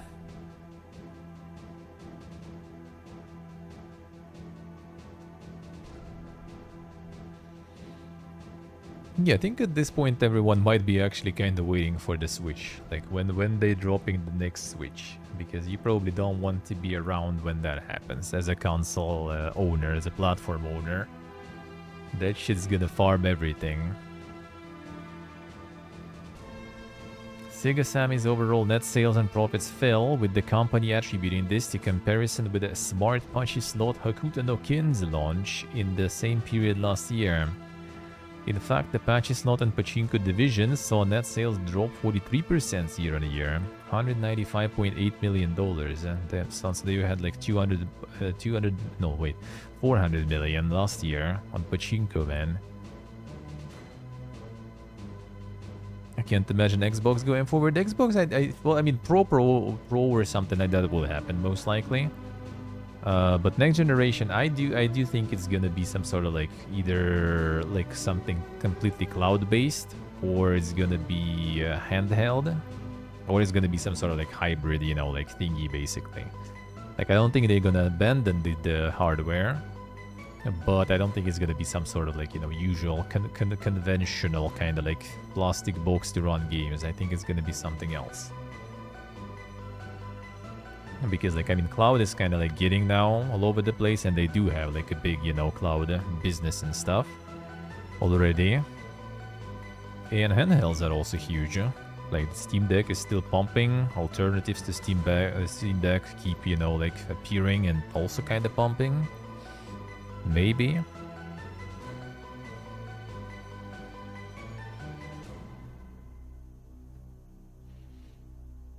Let's see what I see. Are releasing 2 consoles. Well, that's the thing. Like the Series S is like the most popular because it's literally just like a very affordable Game Pass machine. And that I think is actually what even like keeps them afloat still. Like if it wouldn't be Series S, no one would buy like not a lot of people would buy X in my opinion. Because like for the same price you can just get PS5 with all the exclusives. And if you have like, you know, a PC or something, then yeah, you just don't need Series X whatsoever. So I feel like I'm gonna continue, but like with that kind of like lower budget thing, because that way they can compete with PlayStation. They can provide something cheaper and something with like pretty big catalog of games, affordable.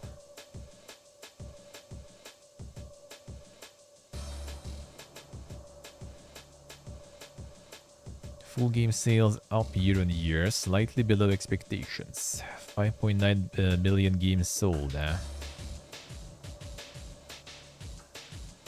Sega expects solid performance from entertainment contents for the rest of the fiscal year, thanks to the upcoming release of Sonic X Shadow Generations, free-to-play spin-off Sonic Rumble, a new Atlas IP Metaphor Fantasio, plus the arrival of the third Sonic the Hedgehog movie in December.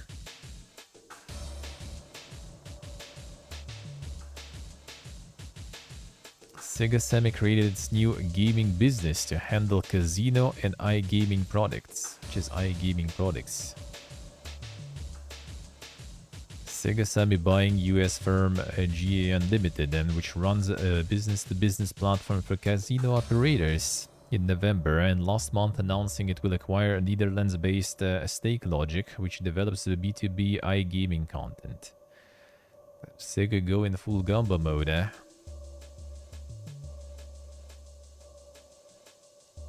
Indie poker roguelike Balatro tops 2 million copies sold. There it is. Confirming a major gameplay update in 2025. Balatra's pumping, man.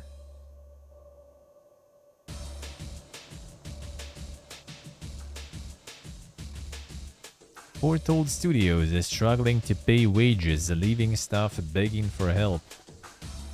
Leadership says it will compensate staff once we raise money. Oh, damn, classic, man. Fallen Universe developer.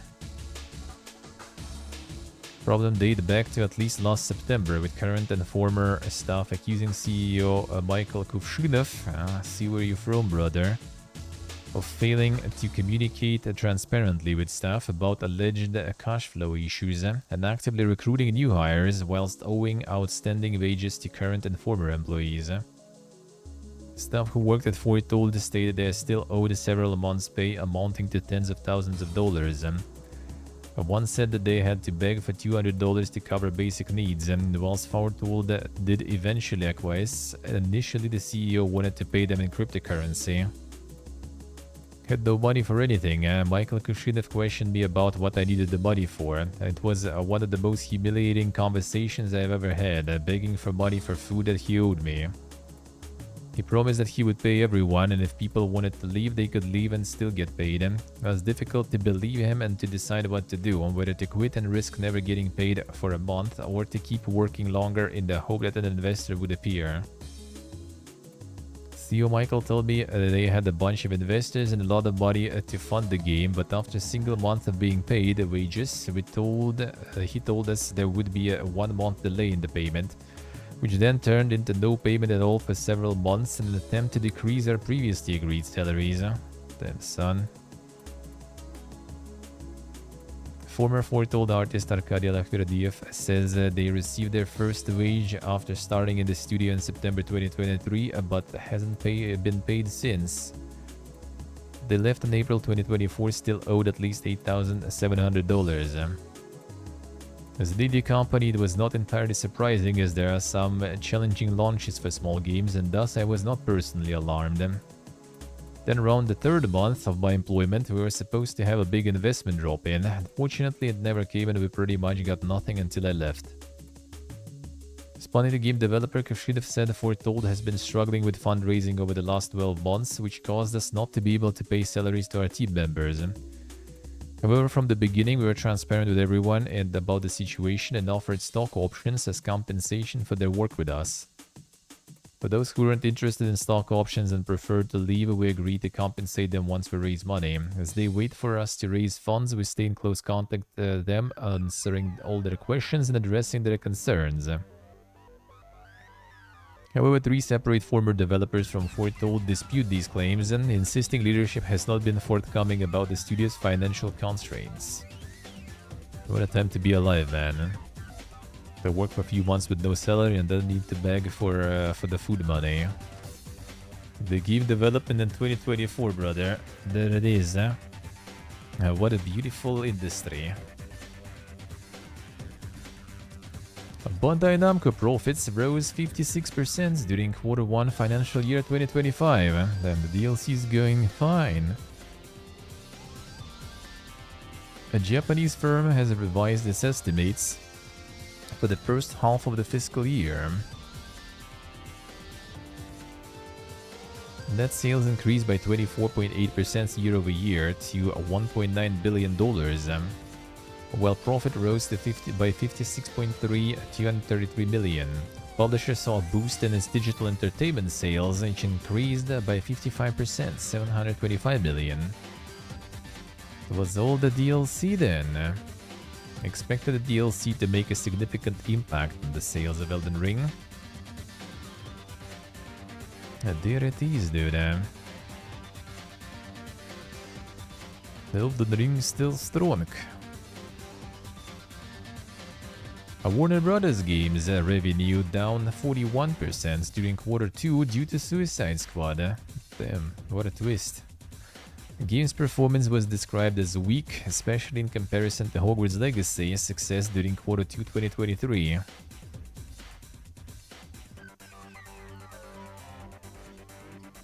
The company doesn't provide detailed figures within its studio segment, but said the decrease in games revenue was due to the weak performance of Suicide Squad, especially compared to the success of Hogwarts Legacy. Segment revenue as a whole was down 4% year on year. Looking at 6 months ended June 30, the decrease is even sharper for games revenue, specifically with a 66% drop. Comparing those two titles, such an exact move. Well, I mean, it's probably like because like Q2 2024 and then Q2 2023, there was like the legacy, the Hogwarts Legacy pumping, so they kind of compare, you know, the quarters, I guess, rather than games. But yeah.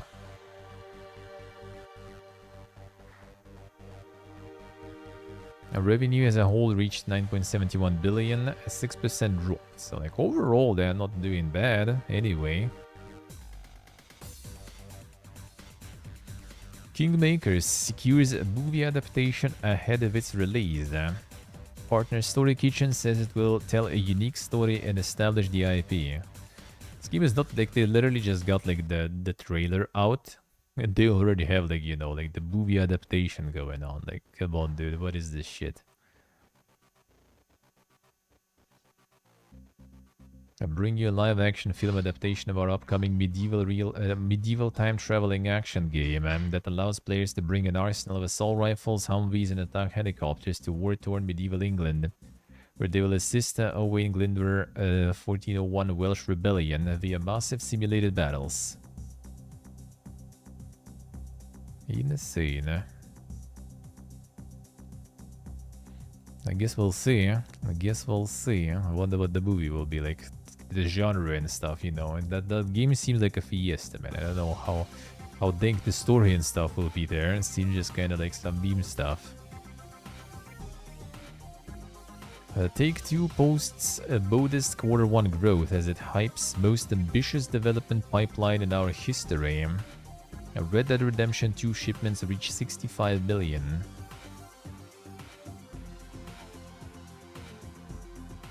Firm continues to focus on what's to come with references to 2025 Grand Theft Auto 6, plus detailing that it will release 24 games over the next 2 fiscal years. This is made up of 15 immersive core releases, including 6 sport titles, 1 independent game, 5 mobile releases, and 3 new iterations of older games. What's that, I wonder?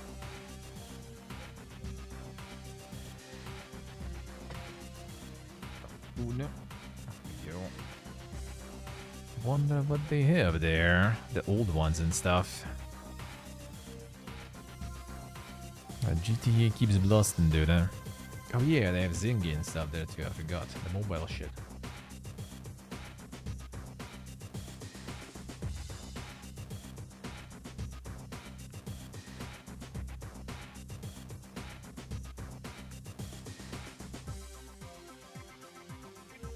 The GTA Plus subscription service saw strong double-digit growth. Insane.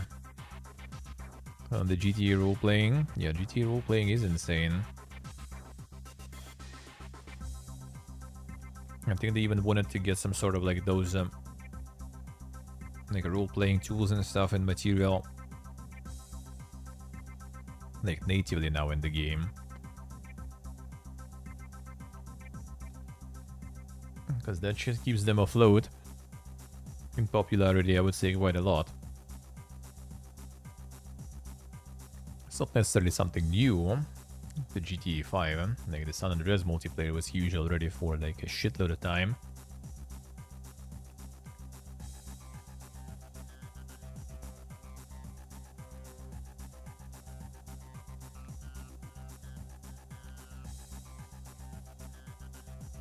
WWE 2K25 enhanced its profitability.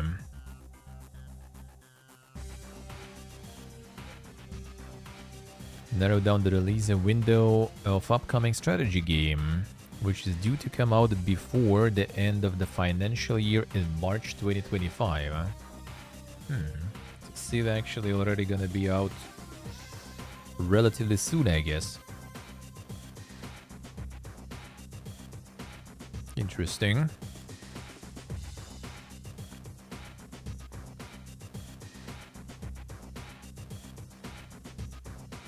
The Unity revenue drops 16% to 449 million during Q2. Company says second quarter earnings exceeded previous guidance. Unity keeps dropping, but I mean they're still being profitable though, so I'm just gonna do some more layoffs as usual, probably.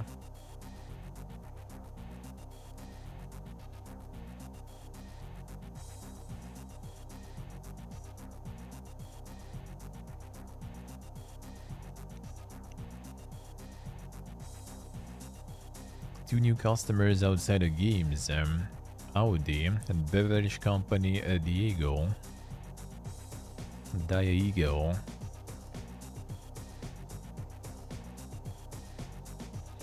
We're seeing positive impacts from the improvements being made to our ad network and level play products. We now believe that it will take us longer to see their full impact on revenue growth.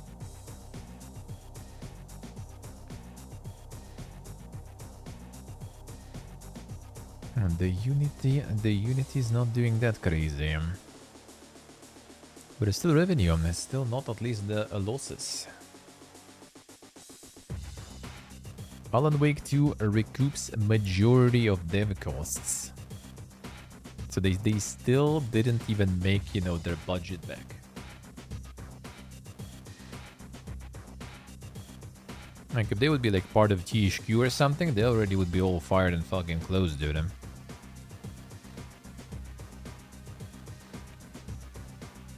Still no money back.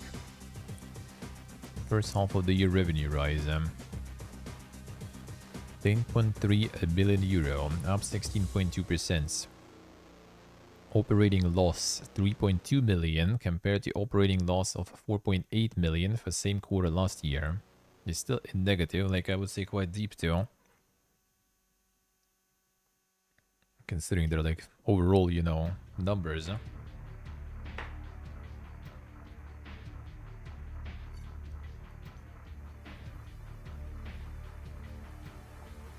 Main source of revenue was development fees from the Max Payne 1 and 2 remake, which is being developed by Remedy and financed by Rockstar. Ah.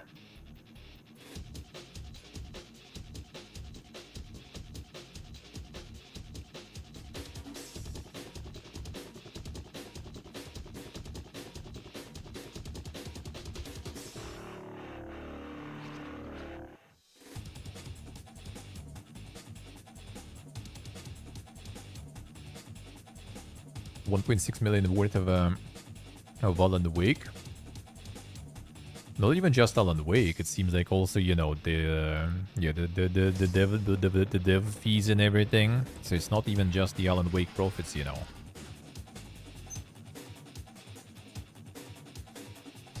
See what I say.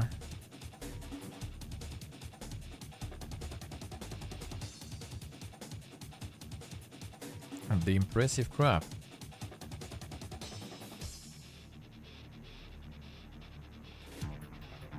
Production stage, Max Payne 1 and 2.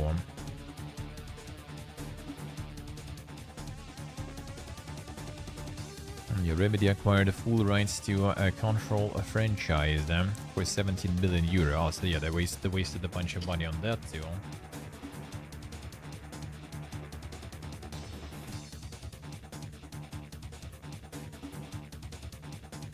Oh yeah, and this is with DLC also.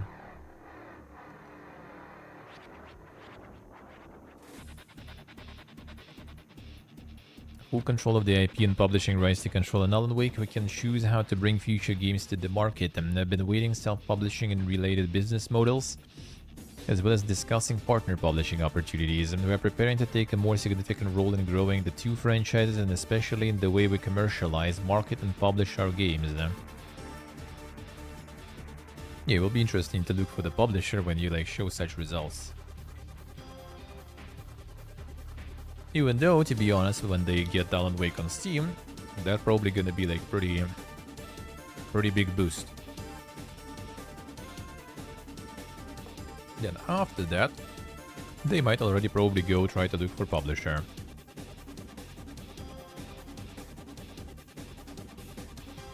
Because with current numbers, I don't know who will want. Oh yeah, sure, we're gonna publish you. We're gonna invest in your game. In your next game, when your current game already struggles to make the money back in like in a year, pretty much.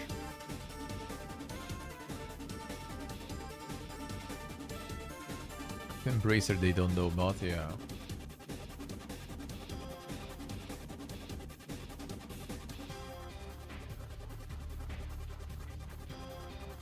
Alan Wake on the sub. I probably will get it later though, but yeah, first I think it's Steam still. That would be kinda smart. Sega trademarks Yakuza Wars.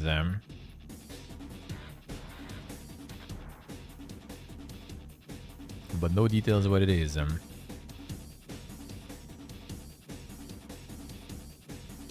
Crossover between two beloved Sega franchises, Yakuza and Sakura Wars. Yakuza characters would mix. I mean, to be honest, I wouldn't put anything behind, you know, Yakuza series. That really could be fucking anything. A mix or something, Total War Yakuza.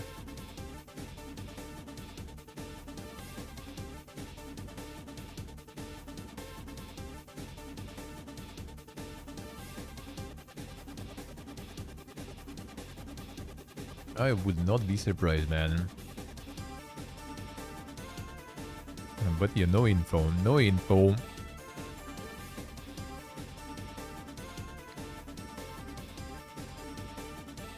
Monolith Soft is recruiting for a new RPG, directed by Tetsuya Takahashi. Where's Kagik? Isn't it his shtick there with Xenoblade? Yeah, there it is.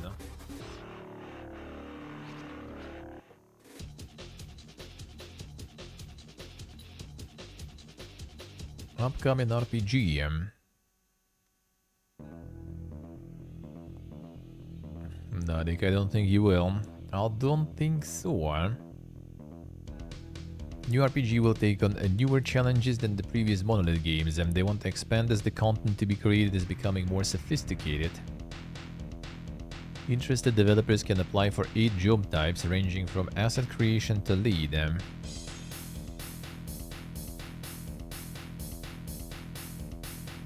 Create games with smaller stuff. Still, the current situation in gaming industry required them to hire more people.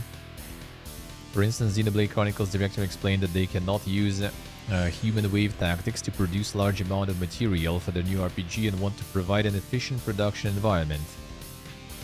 Human wave tactics. Fuck. Just the contractors. Demuta now Kudio.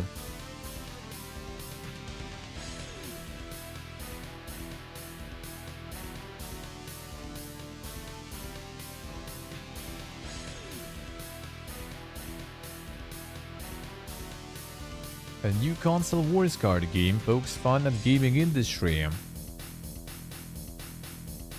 Physical card game Console Wars and launched on Kickstarter takes some funny jabs at the entire gaming industry.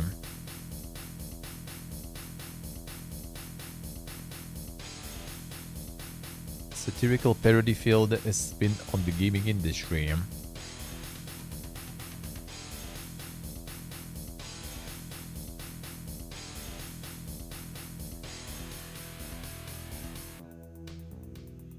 In order to win the console wars, content is king, and intellectual property ownership of the best games is everything. You will need to battle for ownership of full sets of IP across multiple genres. Damn, this already probably all funded, I would assume, huh? Yep. Well, that ain't some like super crazy good.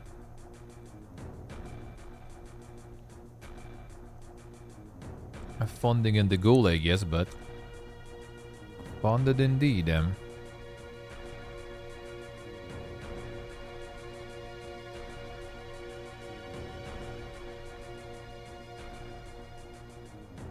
the crunching so good, them son. A Legend of Esmeralda. The rest of us and Buddha. The Buddha sounds like a good game, dude. That sounds like a good game.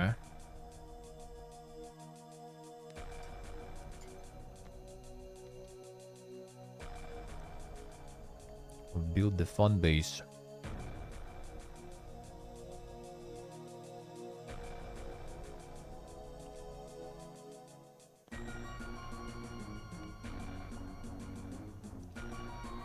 Cynic, I see.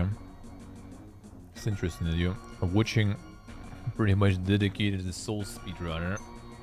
Well, you hate Souls, dude.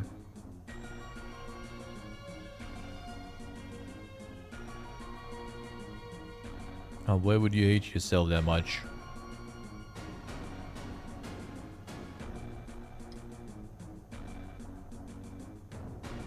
And the Ill Curse card, yeah. The Lushing Out. Mike Ibarra, Microsoft and Blizzard veteran, takes up CEO role at fantasy sports firm. Fuck.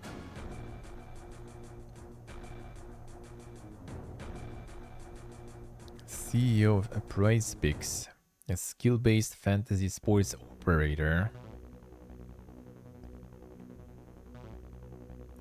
Excited to join the amazing team. Company has a focus on operating a fantasy sports market in North America. App-based solution that's headquartered in Atlanta. Platform offers users the opportunity to make money with the wide range of fantasy sports. Oh, dude, fuck, really? It's basically just kind of like, you know, like the law-washed gambling, dude. NHL, NBA, NFL, MLB, alright. A relatively unique esports fantasy product. So it's like pretty much just kind of like, instead of, you know, just like doing the regular, like the machine pools and stuff that show you like a book and stuff. It basically just like generates those like random like matches that you are betting on. Which is like, it's literally just like different, you know, form. But it just, instead of like machine generating like random books and stuff, it just generates you like the random results of the matches that you bet on. And that's the fucking ex-Blizzard CEO. Like, dude. Like, I mean, this face says it all. Like, he realizes what he's signing for, you know. Like, you know, guys, the bug is too good. It's too good. I couldn't deny. Yeah, they probably have like insane fucking pack there for sure, but like, well, why would you need like the fucking Blizzard CEO for that though? Well, ex-Blizzard CEO.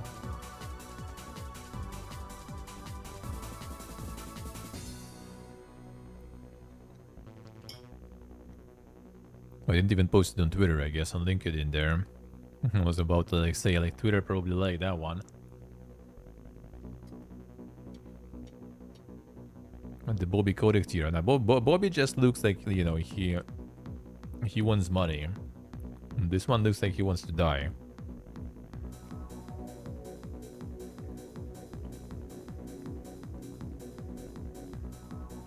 Branding, yeah, for these guys, that's probably kind of like, you know, the Blizzard CEO now. We're serious. Fantasy sports, bro.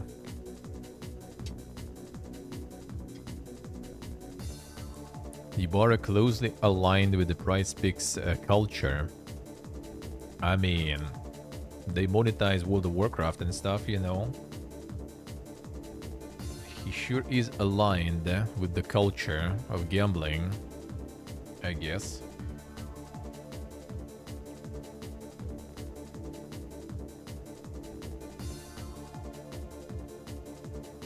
I mean, that's also the guy who said that players should, you know, donate to developers also, on top of paying, you know, $80 per AAA game.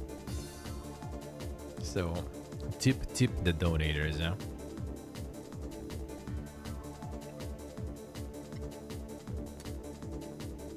Yeah, sure. Yes, Jörg, I see.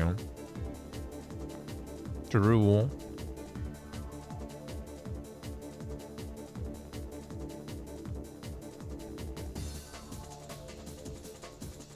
So like in streamer terms, he basically took a kickback. I mean, I don't know about his financial situation. Maybe it was pretty dire. And then, I mean, it is what it is.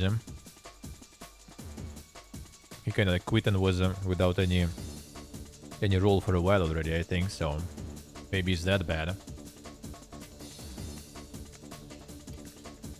The poor job the CEO is struggling, man. Hard to make ends meet.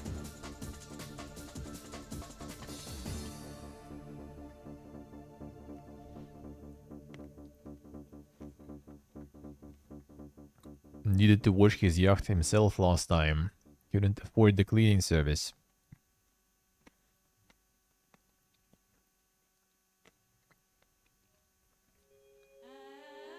A Lollipop Chainsaw Repop is now launching 2 weeks earlier in some markets. Damn son, actually not a delay.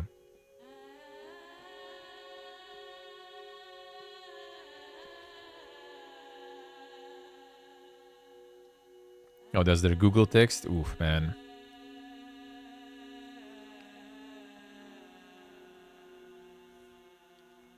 Done investigating before he even clicked on the site. Yep. That sounds not like something you even want to collect, just in case, you know. What kind of microflora you gonna pick on your PC?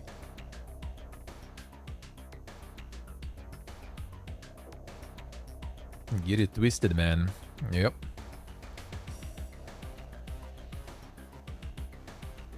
September 12th in NAEU Central and South America. And globally on September 26th. Alright.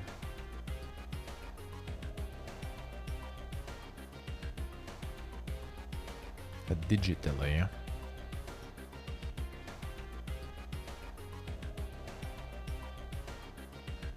Oh, like the Steam version then? The Steam version in general will be? I don't know if it's here actually.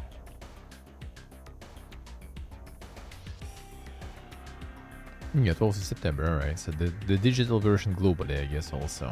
Let's see. Oh, this is meme stuff, dude. Did watch my friend play it back in the day. That was quite something. That was quite something. A Black Myth Wukong and Goes Gold, set to release as scheduled.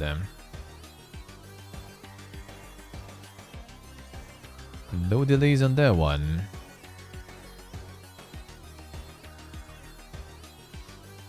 No delays on this one, seems like.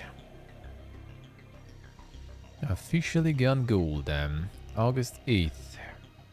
No, trailer, new trailer. No, don't confuse me that way.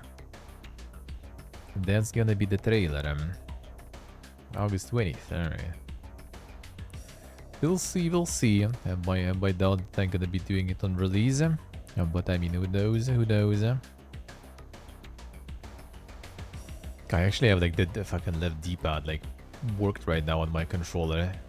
So yeah, I kind of like probably rather avoid playing stuff like that when you most likely will need that. Man, I don't want to buy a new controller, dude. When the friend arrives with his set of screwdrivers, I'm gonna try to maybe see if I can fix it, if it's salvageable. 1 year. 1 year and fucking DualSense is dead, man. Like, well, not dead, but like the D-pad, the left D-pad is dead. Bruh. Still mad. It's still used like a year ago. A bit over, like, you know, 13 months ago at this point, I guess. I was still using fucking Xbox 360 controller. That was drifting, sure, but like that shit worked like a charm still. Like a clock, no problems. After all the years, no problemos. Buy this shit, less than a year, all year, okay, and it's fucking rip. Like, come on, dude. A Dead by Daylight X Five Nights at Freddy's crossover coming 2025. More.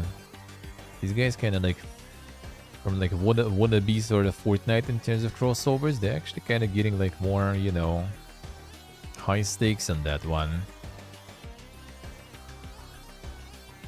Work over the $50, yeah.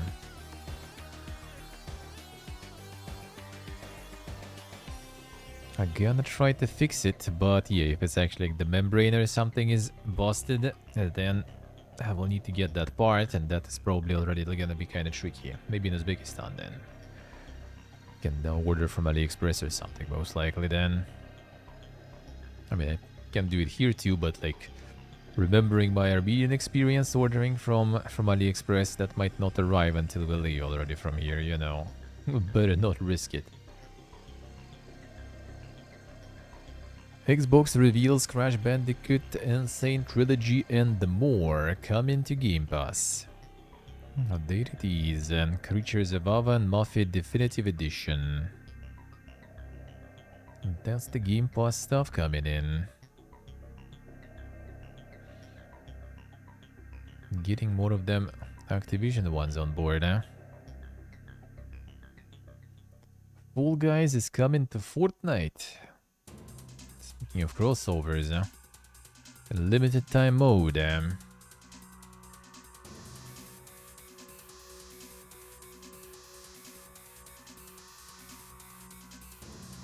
Flying obstacle course in Battle Royale. 6 Mediatonic made Fall Guys Islands and the ability for Fortnite creators to publish new Fall Guys Islands. There it is, man. 3 new Fall Guys Islands. There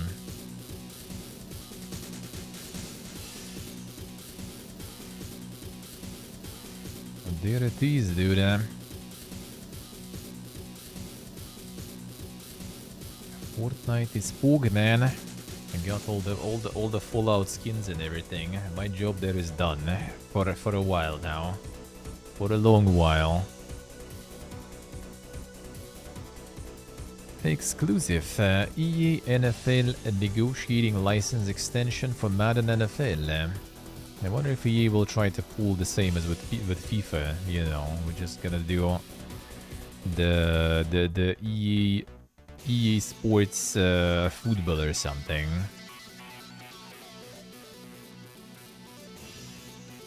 Current deal was signed as an extension back in 2020 for 1.5 billion, and it goes through 2025 season. As an option to extend it by a year through 2026 if target revenue is hit, and by all estimations that target has been. So what we are looking at is a contract that expires in 2 years.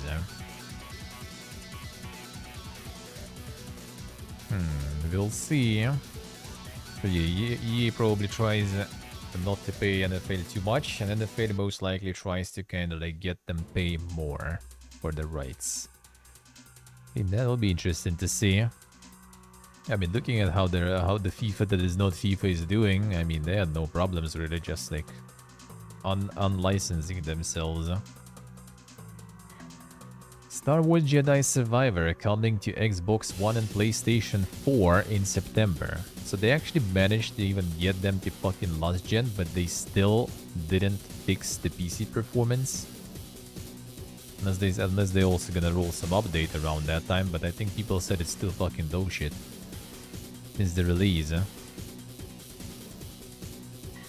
September 17th. First announced back in April, a release date wasn't confirmed until Tuesday. Retailing at $50. A variety of optimizations aimed at maximizing the hardware capabilities. How about you do that for PC, man? That would be nice. Now, speaking of PC, EA also announced that enhancements to the game's technical performance, controls, and more, plus a variety of quality of life improvements, will be coming to that version of the game. Ah, thank you. All right, that's good. I'll need to find it on some EA sub or something and play it at some point. That would be nice. That would be nice. Yeah, seems like that also gets patched. That also gets patched. Then Super Gaming, and that's the games you need to play. Capcom revealed Gamescom 2024 lineup with Monster Hunter Wilds and more. So you'll be able to play Monster Hunter if you go to Gamescom. Update will be $40, yeah. Ace Attorney, Konitsugami, Street Fighter 6, Monster Hunter now.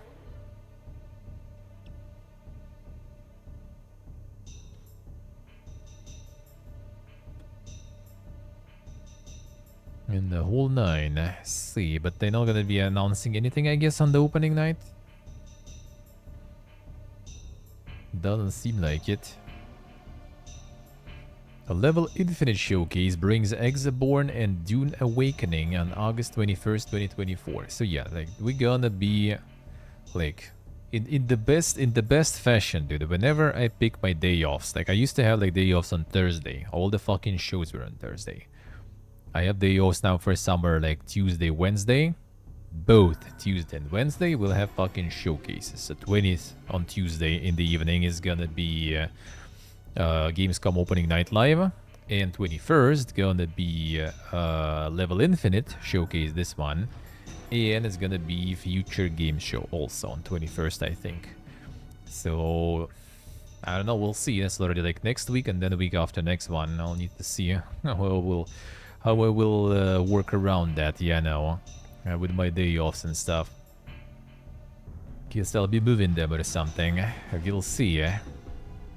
Maybe I'll do like no day offs and then like do like some like kind of like mini vacation with like a few days off on some other week. We'll see. We'll see.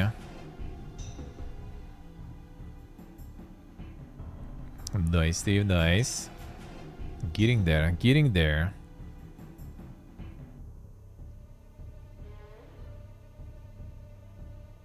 Feature first look trailers, updates on existing games, long-awaited announcements, and giveaways. So we'll see. We will see. Imagine having vacations. Imagine.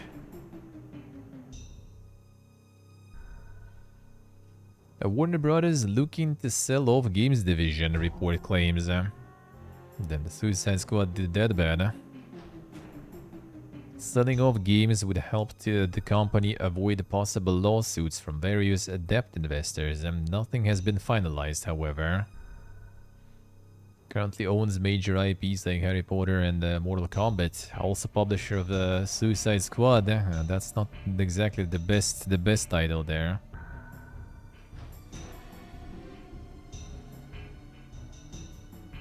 Another one. Just relax. Stuff piling up. Oh, I know the feel, man. I know the feel.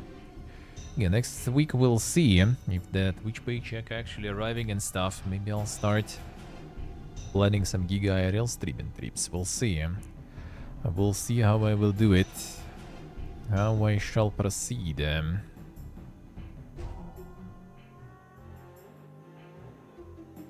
The world's first Ferrari esports arena opens this month. The Ferrari esports arena. Esports arena in Abu Dhabi. Ah, see. Later this month on August 29th. That's kind of fast. Invited esports fans to step into the driver's seat and embrace for a new era in virtual racing. Ferrari Esports Arena is a brand first and it comes equipped with a whopping 20 state-of-the-art driving simulators as well as a range of professional gaming stations. Sim racing and the driving-based esports experiencing a boom, Ferrari capitalized on the growth and built a stunning esports arena in Abu Dhabi. Yeah, with 20 PCs and stuff, that doesn't sound like some crazy arena.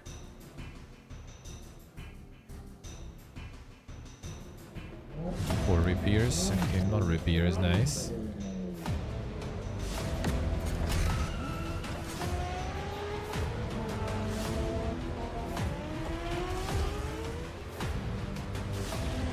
Yeah, like the proper like some well, they have the PCs and stuff too, seems like, but yeah, some Amiga sims there.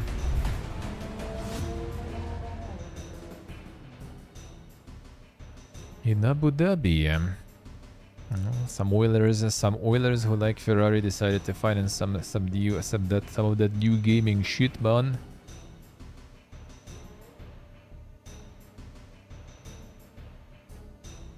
Continuously enhance the park's offerings. Time to move, man. Time to move, huh? That is the industry going there. I gotta get in early. Emirates and stuff at the peak of esports and gaming and stuff.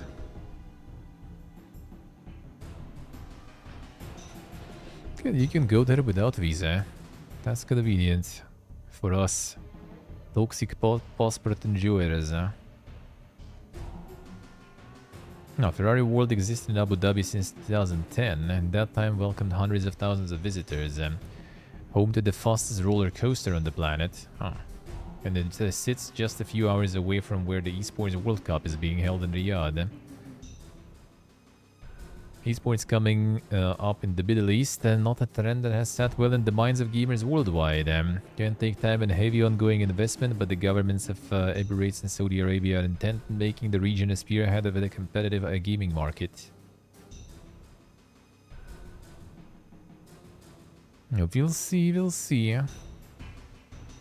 Yeah, it seems like they got like a shitload of money to invest somewhere.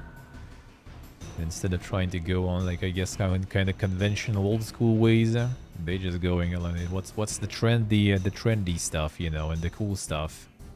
Let's go. The finals and Arc Raiders to be published in China by Tencent.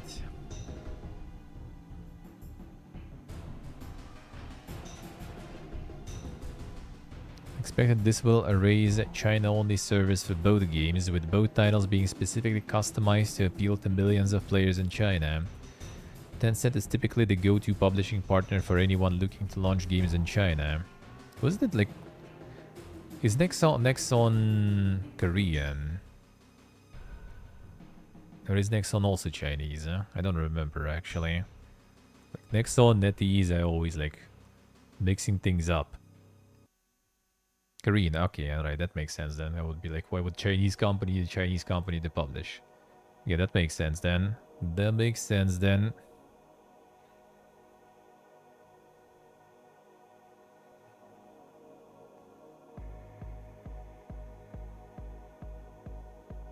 Finals remains a solid pillar for Nexon. A report stated ongoing adjustments are being made to improve player retention, which has been an issue in the game for some time. Yeah, oh yeah, that was Nexon. Yeah, I'm just mixing them up quite often with like NetEase and others.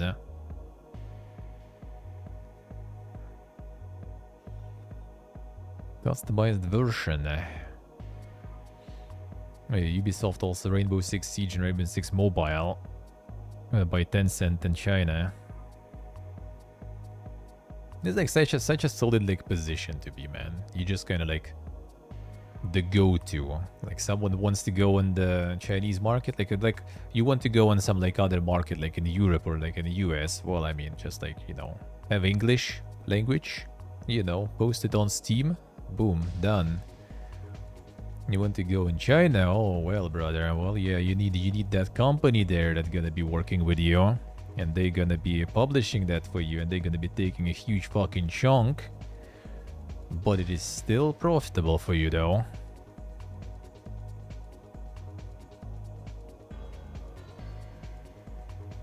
Blasphemous devs reveal cryptic teaser for fall 2024 content.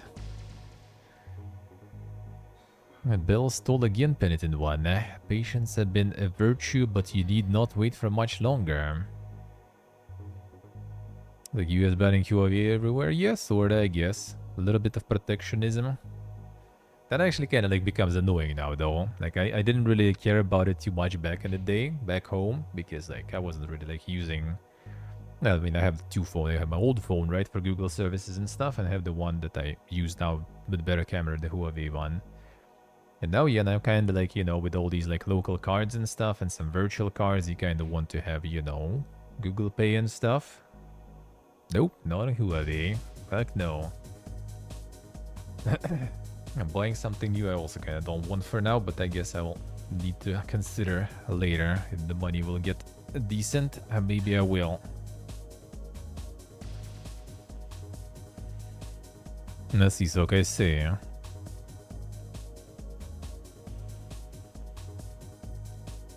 But that's like in the many places, like here it's also huge. Like China does a lot of shit here in Georgia now. It used to be Turkey being like the bane because they kind of like, you know, from here they are like 40 minutes ride away. And now China is everywhere too. They open like they kind of like open the bank here, sorta. Like it's local bank, but yeah, you can get yourself like Union Pay card there, you know, like the account in the currency and stuff. No problems. No problems.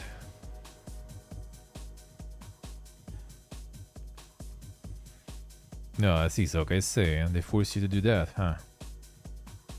Interesting. Yeah, next one I will be getting, it will be like not Huawei for sure. 100%. And even though they still have like really good cameras. And I need eSIM. Like with all this traveling, dude, I already maxed out on the SIM cards basically. I have two phones with 2 slots each just filled with SIM cards. That are all needed, you know, that are all used basically. Okay, the next country will bring another SIM card to the collection, so I just need that fucking eSIM or something already.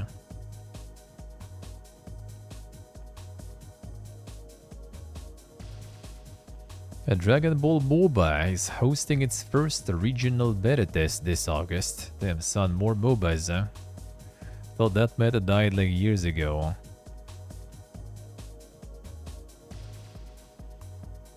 A Dragon Ball Project Multi.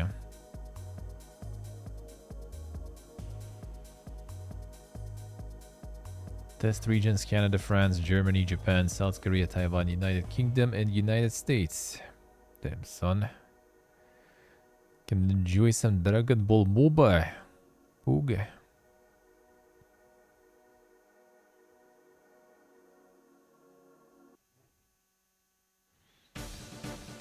Dragon these nuts.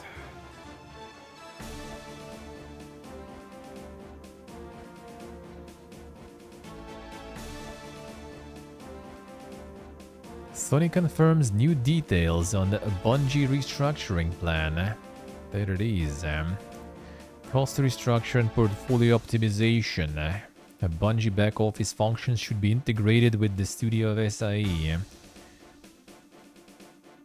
Alright, so what was the detail? Exactly. Where was that?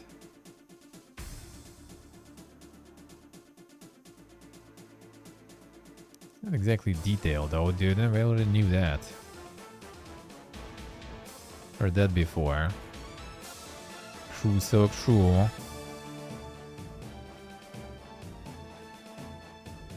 A Vampire Survivors coming to PlayStation later this month. Then, finally PlayStation getting some good games.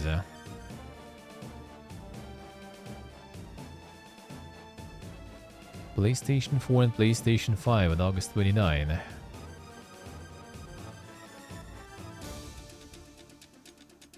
Base game will cost just $5. Various expansion packs and wait, $5? They increase the price even on consoles. CEO bought like 3 billion worth of vintage cars, I see. Classic, dude, classic. Classic, man. And them CEOs. The Borderlands movie is absolutely hated by everyone. Anyone watched? Anyone watched? The Rotten Tomatoes movie currently sits with a 0 rating. 0 out of 100? Damn son. Uninspiring, a lifeless, and even disaster. Filled with every cliche you can ponder, film swaps the mayhem and imagination of the games for a lifeless, unfunny, and visually repulsive dud with annoying characters and a cast with not a 1 ounce of chemistry. Oof. Well, yeah, at least they first somewhere, you know. You know, they got some achievement with that. And Randy did it again, yeah. Let's see what I say.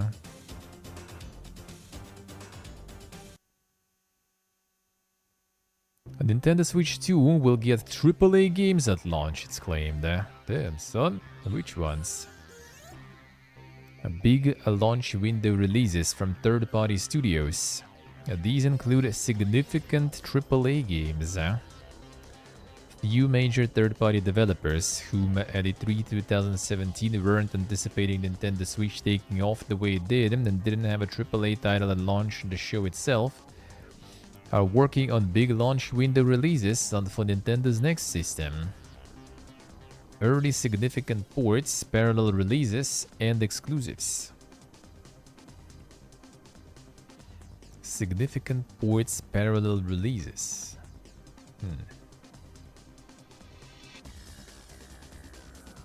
I guess some of the already existing games probably gonna be ported that weren't ported on Switch. That kinda makes sense. Dude, that's also like such a huge, like, imagine, like there's like the back catalog already of the games that aren't on Switch because it just fucking can't handle it, right? And there are people just getting Switch 2 and they now can buy all of that. Like, dude, that's gonna be some easy money there too for someone. Headache memes.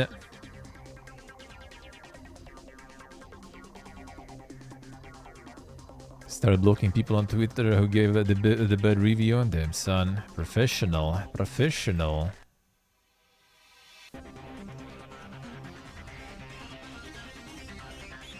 It's coming out early next year, Civ 7, yeah.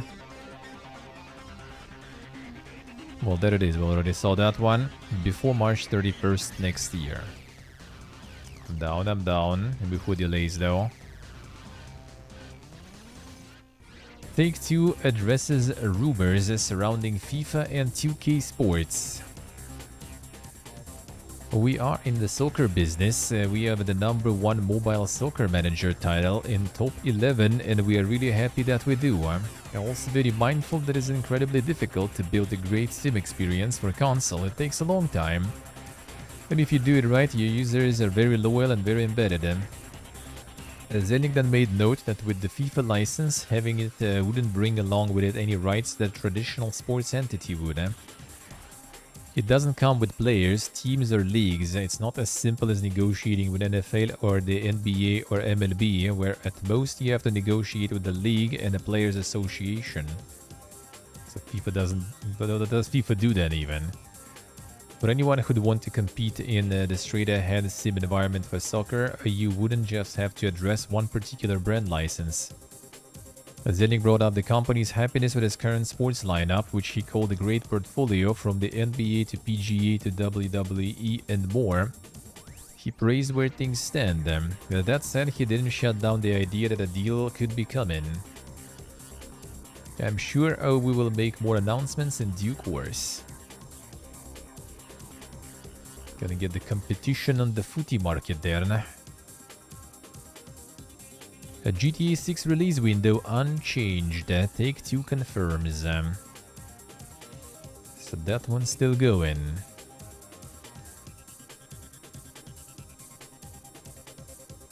No delays. No delays yet.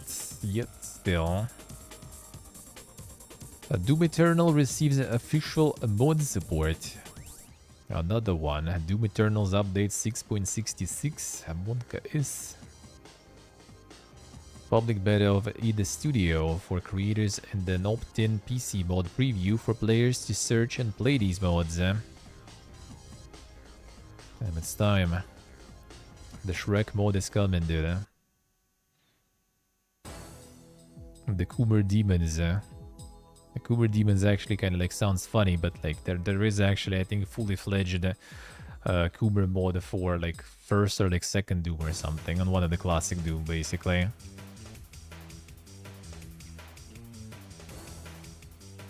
Doom had mods when now it does. Now it does. Take-Two addresses Call of Duty on Game Pass and pipeline plans. Offering a frontline title like Call of Duty Day and Date could push consumers to that subscription service for at least a period of time. Zelig stated that it won't affect our decisions. They added that it's because our decisions are rational, so yeah, Take-Two doesn't want the day one releases still.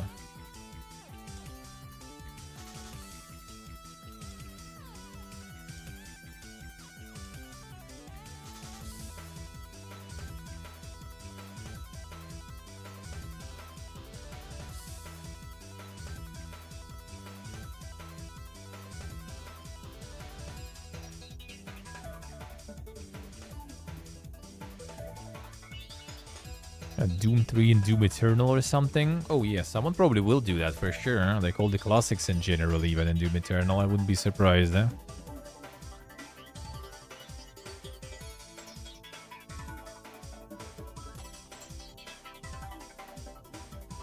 Zelig clarifies that we have narrowed down the pipeline to focus on the titles that we think will be the most successful.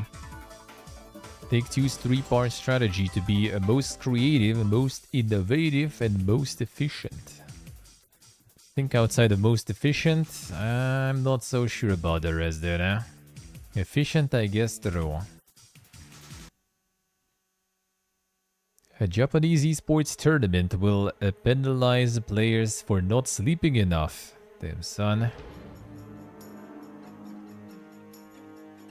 Esports tournament called the Sleep Fighter has surfaced.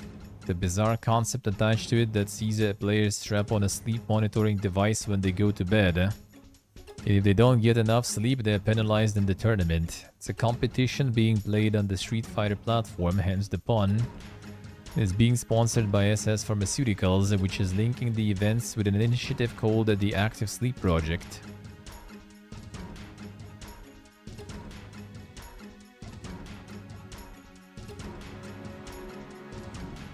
Now, by actively sleeping, you can make the most of each day and live your life to the fullest. In order to bring this active sleep to as many people as possible, we are starting Active Sleep Project to do our best to support those who are taking on the challenge of sleeping.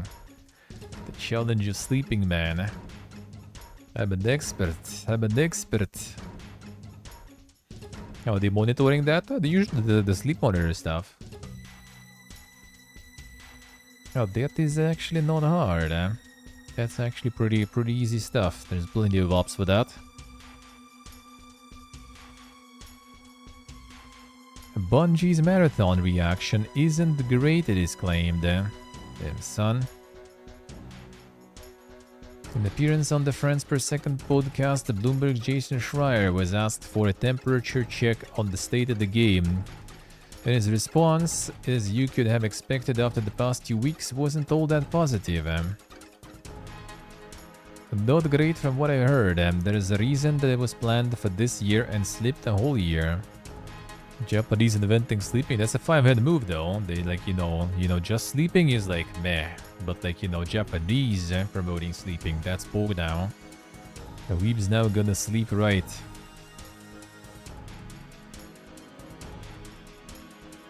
People who have talked to you are a little pessimistic about it, even hitting its current planned deadline, but we'll see. The sentiment I've heard is not great around it, at least as of a few months ago.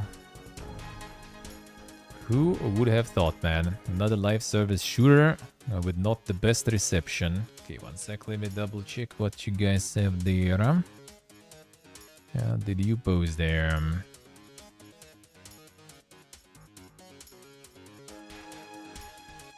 So we don't miss stuff.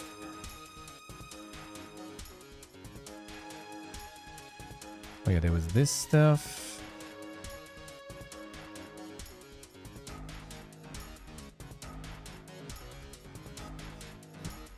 The Hughes. I think there was something else that I'm missing. Oh yeah, this one.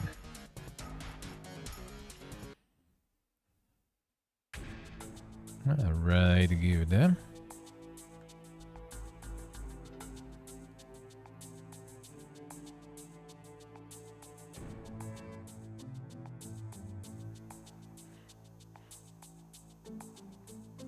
Looks like Valve is introducing a new review system to filter out unhelpful reviews. There is Steam.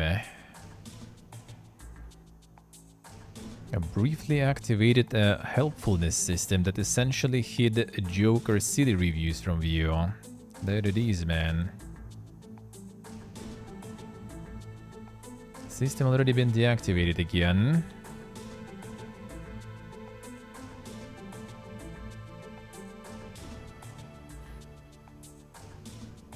Yeah, no one knows yet how it's gonna work. Learn more link apparently took players to non-existent blog post, adding credence to speculation that this feature is still in development. We'll see, we'll see. Not over yet, Portable, not over, but soon, soon.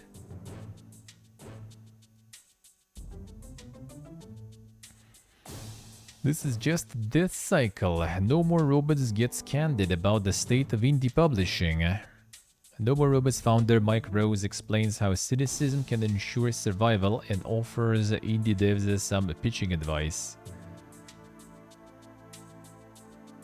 That's the one who got like a whole shitfest on Twitter for not willing to pay any content creators and stuff. And not considering the small ones, actually even content creators and stuff. And the good marketing. Kick.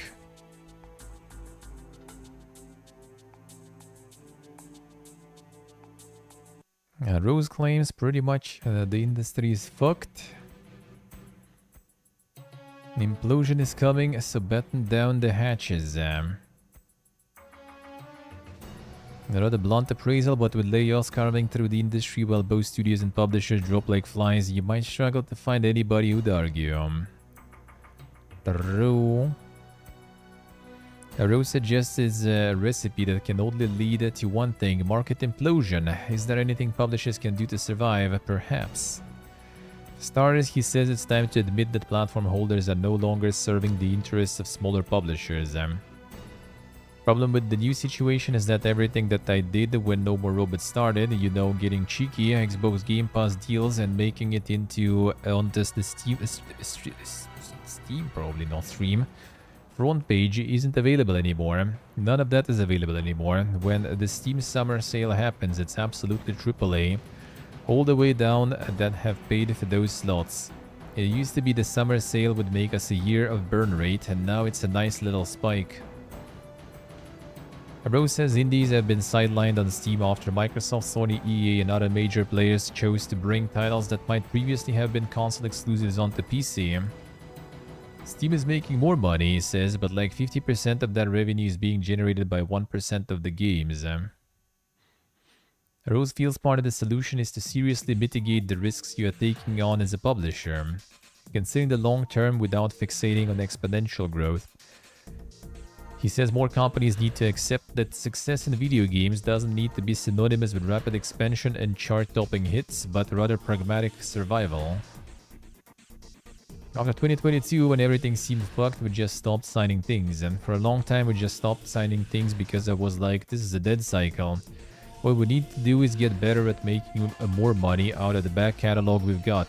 And we have done that. In the last 2 years we've got into an amazing cycle, where as cynical as it sounds, we've squeezed every penny out of the games we've got.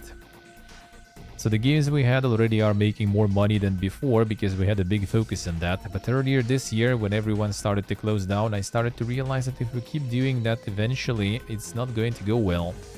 If we have no games, then what happens? Our new plan essentially is to sign a bunch of new stuff, but they are all very cheap and quick out-of-the-door projects. Rose explains those projects were signed on the basis they'll take months, not years to develop. It also means shorter time frames between reveal and release, perhaps giving them a greater chance of taking root in the consumer consciousness. I've signed 5 new things in the last few months, and the plan is they are all going to come out within the next year. And the hope is they all recoup very quickly.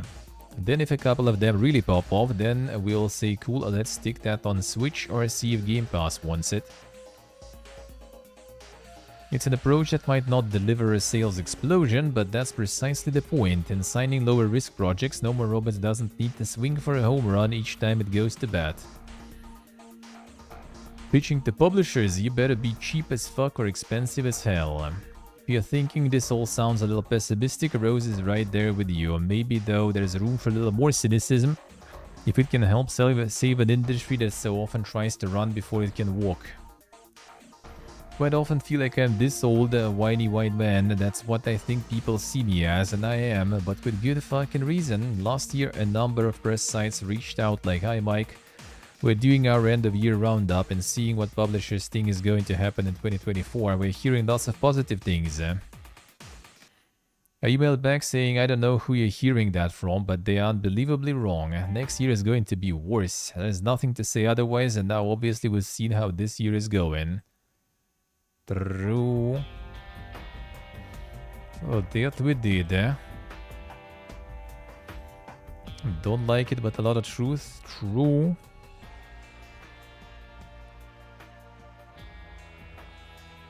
People saying survive to 2025 makes me sad because they think it's going to be better. I understand what the whole point of optimism is, and maybe I'm going to cut years of my life being a pessimist, but I also have a sustainable business because of my pessimism. Rose says there have been multiple points when No More Robots could have gone crazy. People were telling him to hire fucking loads of people after the publisher delivered some hits, but he was sure the good times wouldn't last and suggests he would have been a fucking idiot to believe No More Robots had somehow become invincible. Success isn't permanent. It's a drum, and it's a drum he keeps banging, but it has become key to no more robot survival. Where does this leave developers? Rose says there are currently two types of games you can pitch publishers, either cheap as fuck or expensive as hell. Anything in the middle is getting knocked back. There are publishers who will take low-risk, cheap games like ourselves. But there are publishers, companies like Devolver for example. I don't know what numbers they are looking for, but it's going to be ridiculous numbers. If they sign like a middling game for 400,000 or something, it looks weak. It looks like they're signing a small game, but 400,000 is too much for me. The Rose still need to connect with the pitch on a personal level, but explains it's vital that developers can understand and effectively communicate their needs.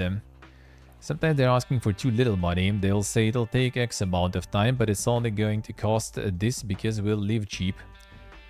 He says he feels another myth that traps developers is the notion that more time in development will equal more sales. And it's not true, it's just not true. And if anything, now you're seeing, especially on the visual side, that players give less and less of a fuck whether a game is gorgeous or not. At this point, I feel like after you've been making a game for a year, the stuff you're adding at that point is not coming back on you. That's hard because there'll be certain times of games that just can't be made, but unfortunately, right now, that's the way it is. Fun. Now, these are some fun times indeed, then. A lot of truth there for sure. Only 3 years in, yeah. See, gotta release faster, man. Do it. Do it. Already overdone. Overdoing it. It's time to release. Speed the freaks now. Now it's gonna be T